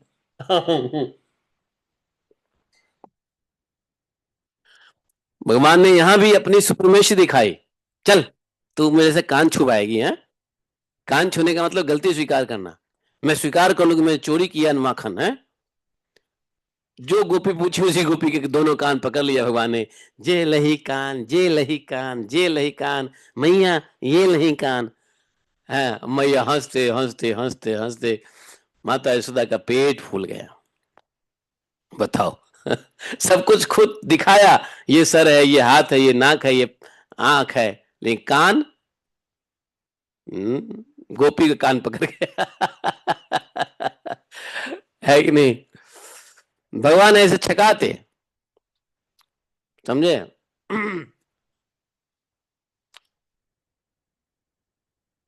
तो इस प्रकार से देखो, यशोदा मैया ने कहा। अच्छा ये बात सुखदेव गोस्वामी तो नहीं कह सकते ना, सुखदेव गोस्वामी महाराज तो नहीं कह सकते ना कन्वर्सेशन। बीच में एक बहुत सारे बातें भी होती रही, माता रस्सी बांधती रही, बीच में बोलती भी रही, भगवान कृष्ण बोलते रहे मैया क्यों बांध रहे हो, छोड़ दो ना। नहीं नहीं आज तुम्हें बांधूंगी, चाहे संध्या हो जाए, चाहे मुझे गांव भर की रस्सी इकट्ठी करनी पड़े, और आज तुम्हें तुम्हें बांध के ही छोड़गी। मैया माफ कर दो ना। लेकिन माता जी हट करके बैठी हुई है। भगवान और भक्त के हठ में विरोध हो रहा है, भक्त का ही हठ पूरा होता है। जब भगवान और भक्त के बीच हठ होता है ना, तो भक्त का हठ पूरा होता है, भगवान बंध जाते हैं। भक्त हट करता है तो भक्त के श्रम, भक्त के परिश्रम, भक्त के तकलीफ को देख करके भगवान झुक जाते हैं।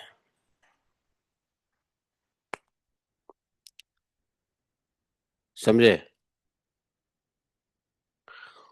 दूसरा ये भी बात है कि माता को ये था कि भाई अहंकार भी था कि मैं तो बांध ही लूंगा, तो अहंकार भी थोड़ा नष्ट करने के लिए भगवान ने थोड़ी मेहनत करवा दी कि तुम जिसको बांधने की कोशिश करो आसानी से थोड़ी ना बंधेगा। तो भक्त का अहंकार भी भगवान इस प्रकार से, जब भक्त सोचते हैं मैं तो भगवान को पा ही लूंगा, तो भगवान और दूर चले जाते हैं। मैं बांध ही लूंगा, भगवान और 2 उंगली कम हो जाएंगे। भगवान को देख ही लूंगा और भगवान अदृश्य हो जाएंगे। जैसे ही भक्त के हृदय में ऐसी भावना आती है, मैं तो साधना कर रहा हूं, मैं तो माला कर रहा हूं, वो तो भगवान मिलेंगे ही, भगवान दिखेंगे ही, भगवान कोसों दूर चले जाएंगे। किसी जप तप, ये जप तप भगवान के सामने अहंकार दिखाने के लिए नहीं है। भगवान के नाम तो हम इसलिए लेते हैं कि हमारे अपने अनर्थ नष्ट हो, हमारे संस्कार नष्ट हो, अपने पापों की जो गठरी है वो जले, भगवान के रूप प्रकट होवे, भगवान के गुण का एहसास हो और उसका हम निधि ध्यासन करें, उनके गुणों में हम आनंद लें, इसके लिए है नाम। बाकी प्रेम स्नेह से नाम के जप का कुछ लेना देना नहीं है। बल्कि उल्टा कभी कभी अहंकार भी हो जाता है कि मैं इतना नाम जप करता हूं, मुझे भगवान तो दर्शन देंगे ही, मैं 3 लाख नाम जप करता हूं, भगवान दर्शन देंगे ही। 3 लाख नाम जप करने के बाद भी यदि यह हरिदास ठाकुर की तरह यदि यह दैन्यता हो कि मैं भगवान का नाम ले ही नहीं पा रहा हूं, भगवान हमसे प्रसन्न कैसे हो, ये व्याकुलता हो, तब जाकर के उस नाम से अहंकार नष्ट हुआ दिखता है। नहीं तो यहां तो 32 माला कर लिया तो रहता है आज मैंने 32 माला कर लिया, एक जगह बैठ के कोई 16 माला कर लिया, 16 माला हो गया आज। होता कि नहीं होता है? तो नाम जप में भी अहंकार, नाम जप में भी अहंकार न हो। वो हरिदास हरिदास ठाकुर जी को आचार्य इसलिए कहा गया है, हरिनाम आचार्य नामाचार्य, क्योंकि 3 लाख नाम जप के बाद भी वो इतना दैन्य रहते थे कि हाय हाय मैं भगवान को कैसे प्रसन्न कर सकूंगा, मैंने तो नाम जप किया ही नहीं, ऐसा उनको लगता था। 24 घंटा कम क्यों पढ़ रहे हैं? 24 घंटे का ही दिन रात क्यों बनाया गया? मैं नाम का जप का अभी 18 घंटा नाम जप कर रहे हैं और कह रहे हैं मैं तो नाम जप अभी किया ही नहीं। और देखो संध्या हो गया, रात्रि हो गई, सुबह हो गया, दूसरा दिन हो गया। ऐसे अभाव में जप करते थे, मन में अभाव था, नाम जप हो ही नहीं रहा है। हो रहा है 3 लाख नाम जप, हो ही नहीं रहा है। तो नाम जप में ऐसी भाव आवे तो अहंकार नष्ट होवे, वरना नाम जप भी एक अहंकार का कारण होता है। लेकिन हाँ, उससे पहले नाम जप के बड़े फायदे हैं, नाम जप कभी नहीं छोड़ना चाहिए। अहंकार वश हो रहा हो फिर भी नाम जप मत छोड़ो, क्यों? अहंकार भी मिटाने वाला भगवान का नाम ही है, अनर्थ निवृत्ति कराने वाला भगवान का नाम ही है। समझे? अनंत पाप राशियों की गठरियों को जलाने वाले भगवान का नाम ही है। भगवान के गुण लीला में, कथा में चित्त को लगाने वाला भगवान का नाम ही है। समझे? इसलिए नाम तो जब चाहे अहंकार हो चाहे अहंकार रहित हो, जब चलते रहना चाहिए। ये सोच सोच करके जप नहीं बंद करना है कि अरे मैं तो अहंकार में नहीं जप करूंगा। समझे? तो भगवान का भक्त जब अहंकार करता है तो भगवान बड़े बड़े भक्तों को अहंकार नष्ट करने का उपाय करते हैं। यशोदा मैया को भी एक अहंकार हो गया कि चाहे संध्या क्यों ना बांध ही लूंगा, बांध लूंगी। भगवान ने कहा बांध लो, कोशिश कर लो। सारी रस्सी मंगा लिया गांव का, थक गई, लथपथ हो गई, पसीने से। ऐसी हालत हो गई माता की कि ऐसी हालत देखा ही नहीं जा रहा। अब पसीना तो ऐसी चीज है, बड़े बड़े सुंदरी के मुंह पे पसीना आ जाए तो कैसा दिखने लगती है सुंदरियां, आप लोग जानते हो हैं?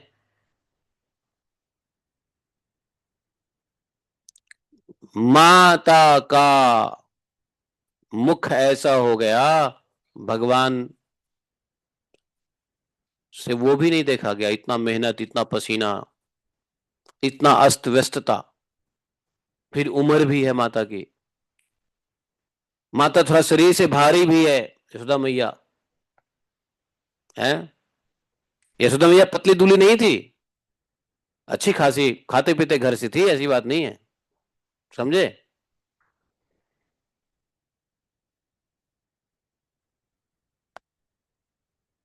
भगवान स्वयं परवश हो गए और बंधना स्वीकार कर लिया, समझे? उसके बाद भगवान ने क्या किया, उसी जिस ऊखल से बांधी माता जी सोची कि ऊखल भारी है, लाला इसको नहीं उठा पाएगो, नहीं इधर कर पाएगो। अरे भाई, उन्होंने क्या किया, ऊखल को गिराया और छपक छपक छपक छपक आगे बढ़े हैं। कैसे? वो हॉर्स पोज में, घुटने और हाथ के बल आगे बढ़े, और उन्होंने यही किया, खुद तो निकल गए दोनों पैर के आगे, और ऊखल को बीच में फंसा दिया, और बिना प्रयास के ही भगवान ने आगे बढ़े, धराम से जो है ना दोनों वृक्ष गिर गया। वहां से दोनों दोनों एक दो लड़के निकले, जो लाडले थे किसके, कुबेर जी के, नल कुबेर मणिग्रीव के लाडले थे, धनाध्यक्ष, धन के अध्यक्ष कुबेर जी के लाडले पुत्र थे, बिगड़े हुए पुत्र, है ना?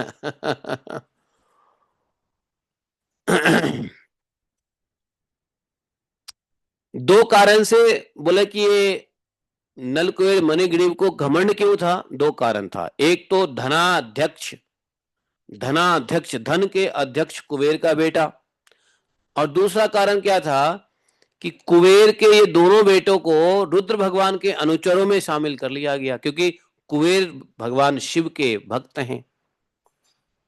कुबेर रुद्र के अनुचरों में, अब रुद्र भगवान रुद्र के अनुचरों में शामिल हो गया, वो उसका घमंड और बढ़ गया था। दारू पी लिया, नंगा नाच कर रहा है स्त्रियों के साथ, विहार कर रहा है, जल में नंगे जो है ना घुसा हुआ है, हाथी हथनियों को जोड़े की तरह ऐस मौज कर रहा है, जल क्रीड़ा कर रहा है, युवतियां भी नंगी, स्वयं नंगा। संजोग से नारद जी वहां से जा रहे थे, उनकी नजर पड़ गई। उन्होंने स्त्रियों पे तो नहीं देखा, बल्कि उल्टा जो है समझ गया, समझ गए नारद जी ये यही दोनों लौंडा है। ध्यान भी नहीं दिया, बिना देखे ही नारद जी ने श्राप दे दिया, जा वृक्ष बन जा। ज्यादा नंगा बनने की इच्छा है ना, जो लोग ज्यादा नंगेपन में रहते हैं ना, उसको वृक्ष बनना पड़ता है। जो अपने शरीर को दिखाए, अपने वदन को दिखाए, वो उसको वृक्ष की योनि मिलती है। देवर्षि नारद को देख के सभी अप्सराएं तो लज्जित हो गई, अपने अपने कपड़े पहन लिए, सक पका गई डर से, झट से कपड़े पहन लिए। लेकिन ये दो लड़के इतने बदमाश, ऐस मौज करने में लिप्त थे, वो तो मदरा पिए थे, उनको होश ही नहीं आ रहा था, वो नंगे ही रहे। उन्होंने देख करके कपड़ा उपड़ा भी नहीं ठीक से संभाला, बताओ।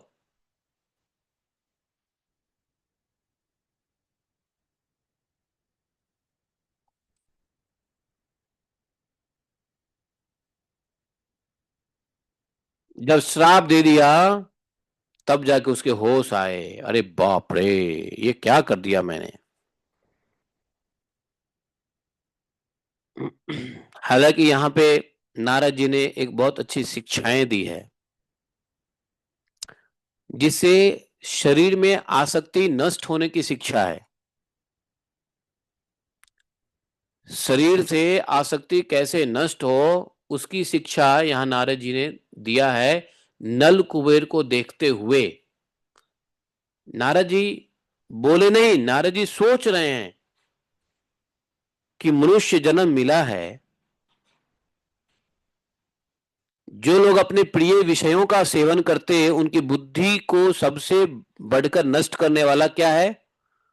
श्रीमद, धन संपत्ति का नशा। श्रीमद, श्रीमद कहते हैं धन संपत्ति का नशा। मद मतलब नशा, श्री मतलब धन। हिंसा, काम, क्रोध इत्यादि रजोगुण कर्म और कुलीनता आदि का अभिमान भी उससे बढ़कर बुद्धि भ्रंशक नहीं है, जानते हो? क्योंकि श्रीमद के साथ नारद जी कहते हैं कि कोई हिंसा करता है, कोई और भी निंदनीय रजोगुणी कर्म करता है, वह भी इतना भयंकर विनाशक नहीं है जितना श्री का मद है। क्यों? धन का, संपत्ति का नशा सभी गुणों में, सभी दुर्गुणों में श्रेष्ठ दुर्गुण है, जानते हो? सभी दुर्गुणों में श्रेष्ठ दुर्गुण है धन का नशा। क्यों? बोला कि जब स्त्री का मद होता है तो धन के साथ स्त्री भी आती है, स्त्री के साथ जुआ आता है, जुआ के बाद मदिरा भी आती है। तो जहां धन होगा वहां स्त्री होगी, जहां स्त्री होगा वहां जुआ होगा, जुआ होगा मदिरा भी होगा, समझे? तो ऐश्वर्य मद और श्री मद से अंधे होकर अपनी इंद्रियों के वश में रहने वाले क्रूर पुरुष अपने नाशवान शरीर को तो अजर अमर मान बैठते हैं, अपने ही जैसे शरीर वाले पशुओं की हत्या करते हैं। उनको लगता है कि मेरा शरीर नश्वर है। जिस शरीर को भूतदेव, नरदेव, देव आदि नामों से पुकारा जाता है, उसकी अंत में क्या गति होगी? कीड़े पड़ जाएंगे, पक्षी खाकर विष्ठा बना देगी। इस शरीर का अंतिम लक्ष्य क्या है? राख बन जाना, या कहीं जंगल में पड़े रहेंगे तो कीड़े खाएंगे, चील कौए खा करके उसका विष्ठा बना देंगे, या जलकर क्या होगा? राख का ढेर बन जाएगा। पानी में गिर गए तो वैसे ही जल प्राणी खा जाएंगे। उसी शरीर के लिए प्राणियों से द्रोह करने में मनुष्य अपना कौन सा स्वार्थ समझता है? ऐसा करने से उसे तो नरक की ही प्राप्ति होगी। नारद जैसा मन ही मन सोच रहे हैं। बतलाओ तो सही, बताओ तो सही, यह शरीर किसकी संपत्ति है? अन्न देकर पालने वाले की है या गर्भाधान कराने वाले पिता की है? किसकी संपत्ति है बताओ? जो अन्न दिया, पाला, शरीर को बड़ा किया, या जिस पिता ने माता के गर्भ में आधान किया, को किसका शरीर है यह शरीर उसे 9 महीने पेट रखने वाली माता का है क्या? अथवा माता को भी पैदा करने वाले नाना का है? जो बलवान पुरुष इससे काम करा लेता है उसका है शरीर क्या? मान लो किसी को आप तनख्वाह देते हो, तनख्वाह पे आप उसको, तो क्या शरीर उसका हो जाता है क्या? मालिक का हो जाता है शरीर? या जो पैसा दे करके खरीद लेता है उसका शरीर हो जाता है? किसका शरीर होता है? बताओ तो सही। चिता की जिस धधकती आग में यह जल जाएगा, यह शरीर उसका है। वास्तव में शरीर किसका है? यह शरीर कुत्ते सियार का है, जो इस शरीर का चिथरा चिथरा करके खा जाएगा। यह शरीर वास्तव में कुत्ते सियार का है, आग का भोजन है जिसको जला देगी, या कुत्ते सियार बैठे रहते हैं कब जो है ना मौका मिले और खा लें। यह शरीर एक साधारण सी वस्तु है, प्रकृति से पैदा होता है, प्रकृति में समा जाता है। ऐसी स्थिति में मूर्ख पशुओं के सिवा ऐसा कौन बुद्धिमान है जिसको अपना आत्मा मानकर दूसरे को कष्ट पहुंचाएगा, उसके प्राण लेगा? शरीर को आत्मा मान करके जो दुष्ट श्री मद से अंधे हो रहे हैं, उनकी आंखों में ज्योति डालने के लिए दरिद्रता ही सबसे बड़ा अंजन है। नारद जी सोचते हैं कि जो धन के मद से अंधे हैं उसकी आंखों की ज्योति कैसे दी जाए? दरिद्रता। अगर दरिद्रता का श्राप मिल जाए तो यही एक उपाय है धन से मद में होने वाले व्यक्ति का। क्योंकि दरिद्र यह देख सकता है कि दूसरे प्राणी भी मेरे जैसे हैं, लेकिन धन के घमंडी नहीं देखते हैं कि दूसरे प्राणी मेरे जैसे हैं, इसलिए दूसरे प्राणी को भी जानवर की तरह ट्रीट करते हैं, दूसरे प्राणी को हिंसा करते हैं, दूसरे प्राणी को पता नहीं कैसे व्यवहार करते हैं दूसरे प्राणियों से। तो बोलते हैं दरिद्र के पास ये आंख होता है, गरीबों के पास आंख होता है, कम से कम प्राणियों को प्राणी की तरह देखे। नारद जी सोच रहे हैं जिसके शरीर में एक बार कांटा गर जाता है वह नहीं चाहता कि किसी प्राणी को कांटा गरने की पीड़ा सहनी पड़े। वो क्या करता है, एक बार कांटा गर गया तो आप चाहोगे कांटा रास्ते से हटा दो ताकि दूसरे को न गड़े, क्योंकि उस पीड़ा और उसके द्वारा होने वाले विकारों से वह समझता है कि दूसरे को भी वैसे ही पीड़ा हो सकती है, होगी। परंतु जिसे कभी कांटा चुभा ही नहीं, उसको पीड़ा का अनुमान कैसे हो सकता है। दरिद्र में, नारद जी कहते हैं दरिद्र के पास गुण हैं। दरिद्र में व्यक्ति के अंदर 4 अवगुण होते हैं, जिसमें दरिद्र 3 गुणों को ठीक कर सकता है जल्दी से। दरिद्र में घमंड और हेकड़ी नहीं होती है। दरिद्र लोग, गरीबों में घमंड नहीं होता, हेकड़ी नहीं होती। वह सब तरह के मदों से बचा रहता है, बल्कि दैववश उसे जो कष्ट उठाना पड़ता है उसके लिए वह बहुत बड़ी तपस्या भी है उसके लिए। उसकी गरीबी में जो कष्ट होता है वह तपस्या बन जाता है उसके लिए। जिसे प्रतिदिन भोजन के लिए अन्न जुटाना पड़ता है, भूख से जिसका शरीर दुबला पतला हो गया है, उस गरीब दरिद्र की इंद्रियां भी अधिक विषय नहीं भोगना चाहती है, सुख चाहती है। इंद्रिय भोग और सुख दोनों अंतर है। इंद्रिय भोग सुख नहीं है, इंद्रिय भोग के बाद दुख मिलता है। इसलिए कम से कम गरीब और दरिद्र लोगों के शरीर दुबले पतले होते हैं और वह अधिक इंद्रिय भोग नहीं करना चाहता, सिर्फ सुख चाहते हैं कि कम से कम हमारा शरीर में कोई कष्ट न रहे। और फिर वो अपने भोग के लिए दूसरे प्राणी को सताता नहीं है। गरीब लोग इंद्रिय तृप्ति के लिए दूसरे की हिंसा नहीं करते, फिर भी साधु पुरुष समदर्शी होते हैं। उनका समागम दरिद्र के लिए सुलभ है, क्योंकि उसके भोग तो पहले ही छूट गए। साधु पुरुष दरिद्रों के प्रति क्यों हमदर्दी ज्यादा रखते हैं, क्योंकि उनके अंदर भोग की वृत्ति नहीं होती है। दरिद्रों में भोग पहले छुटा हुआ रहता है।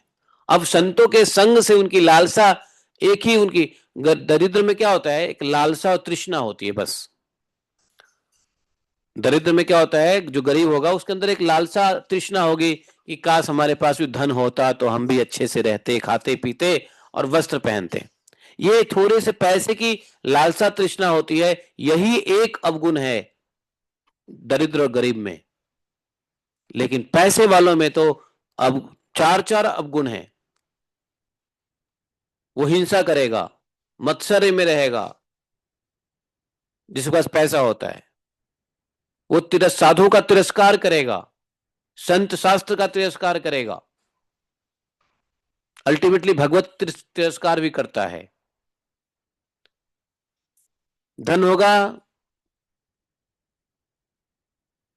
तो उसके संग स्त्री मदिरा भी होगा।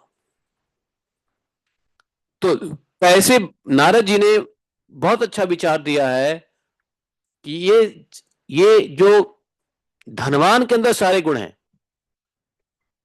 गरीब के अंदर जिसके पास धन न हो, दरिद्र है, उसके एक ही अवगुण है कि उसको तृष्णा में डूबा रहता है। वो तृष्णा करता रहता है कि मेरे पास भी धन हो, मेरे पास भी पैसे हो। लेकिन तृष्णा तो साधु पुरुष के संग से जल्दी खत्म हो जाता है। यदि गरीब व्यक्ति साधु पुरुष का संग करने चला जाए, सत्संग करने लग जाए, भागवतम सुनने लग जाए, तो उसके हृदय से तृष्णा मिट जाएगी।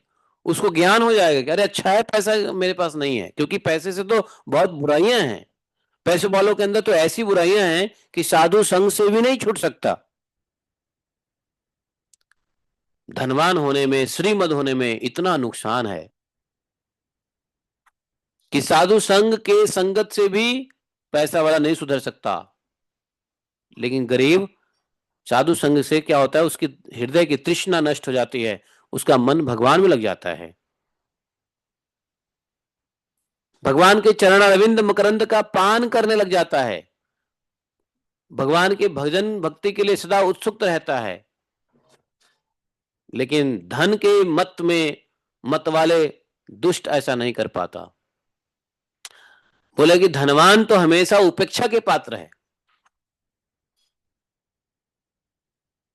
ये दोनों यक्ष बारूनी मदिरा पीने कर मतवाले हो गए हैं, श्रीमत से अंधे हो रहे हैं।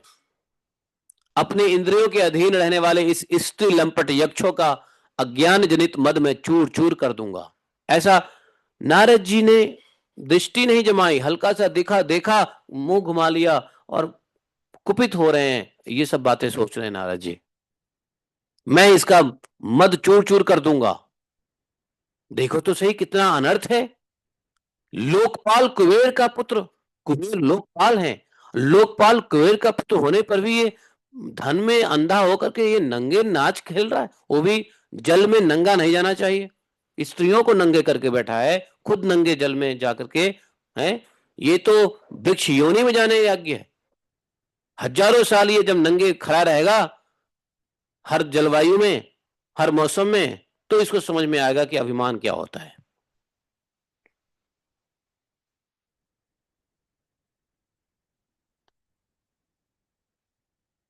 चलो ठीक है तो कुबेर का पुत्र, लोकपाल का पुत्र, वृक्ष योनि जाने पर भी इसका उद्धार होना ही चाहिए।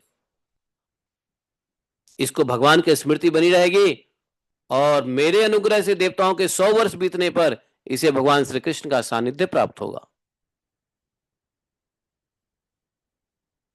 समझे?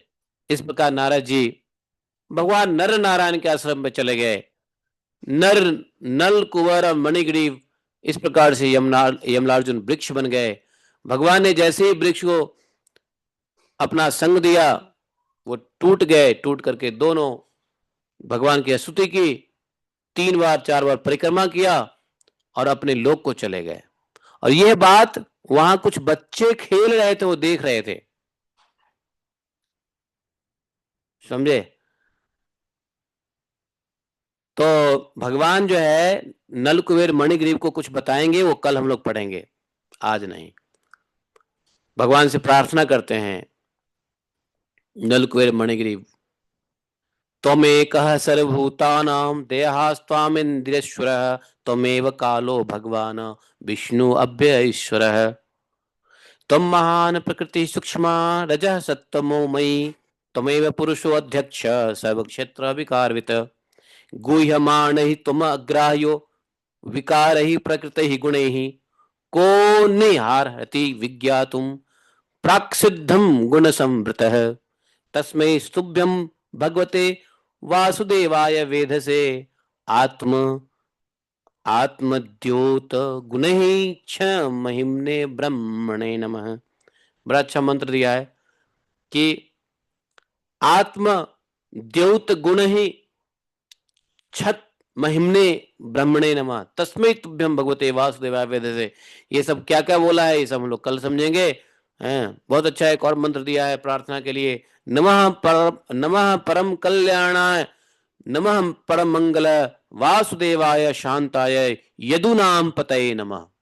जबरदस्त प्रेयर जो है ना नलग्रीव और नल कुबेर मणिग्रीव यमलार्जुन भिक्षु ने अपना दिव्य रूप धारण करके भगवान को प्रार्थना किया है। बड़ा अच्छा प्रार्थना है। नमः परम कल्याण नमः परम मंगल वासुदेवाय शांताय यदु नाम पतये नमः। यदु के पति है ना, यदुपति है ना भगवान। तो ये प्रार्थना कल समझेंगे। भगवान ने उनको कहा है, हाँ, उनको याद दिलाया है और इस प्रकार से यमलार्जुन का उद्धार हुआ है। थोड़ा सा टच यमलार्जुन की प्रार्थना कल टच करेंगे, उसके बाद हम लोग अगले लीला में पहुंच जाएंगे जिसमें भगवान गोकुल से वृंदावन जाएंगे, वत्सासुर बकासुर का उद्धार करेंगे, मीटिंग होगी गोप लोगों का, सब विचार करेंगे कि हम लोग को छोड़ देना चाहिए महावन, बहुत ज्यादा उत्पात मचा रखा है। तो इस प्रकार से जो है सब कहेंगे ठीक है ठीक है ठीक है, तो भगवान को सब लेकर के छकड़े पे गोकुल से वृंदावन आ जाएंगे। ये लीला होगी, वत्सासुर बकासुर का उद्धार होता है। ऐसे करके भगवान उद्धार करते रहेंगे। उसके बाद ब्रह्मा जी का मोह नाश होता है। ठीक है। ब्रह्म विमोह लीला। बोले ग्रंथराज श्रीमद् भागवतम की जय। एकम शास्त्रम देव के पुत्र गीतम एको देवो देव के पुत्र एव एकम मंत्र शतश नमानि यानि कर्मापि तस्य दिवस सेवा। त्वमेव माता च पिता त्वमेव बन्धुश्च सखा त्वमेव विद्या द्रविणं त्वमेव मम सर्वदेव देवः। कृष्णाय वासुदेवाय हरे परमात्मने प्रणतक्लेशनाशाय गोविन्दाय नमो नमः। हे कृष्ण करुणा सिंधु दीनबंधो जगतपते गोपेश गोपिका कांतम राधा कांतम नमोस्तुते। तप्त कांचन गौरांगी राधे वृंदावनेश्वरी वृषभानुसुते देवी प्रणमामि हरिप्रिये। वाञ्छाकल्पतरुभ्यश्च कृपा सिन्धुभैव च पतितानां पापनेभ्यो वैष्णवेभ्यो नमो नमः। जय श्री कृष्ण चैतन्य प्रभु नित्यानंद श्री अद्वैत गदाधर शिवासादि गौर भक्तबिंदा। हरे कृष्ण कृष्ण कृष्ण हरे हरे हरे राम राम राम हरे हरे। लीला पुरुषोत्तम भगवान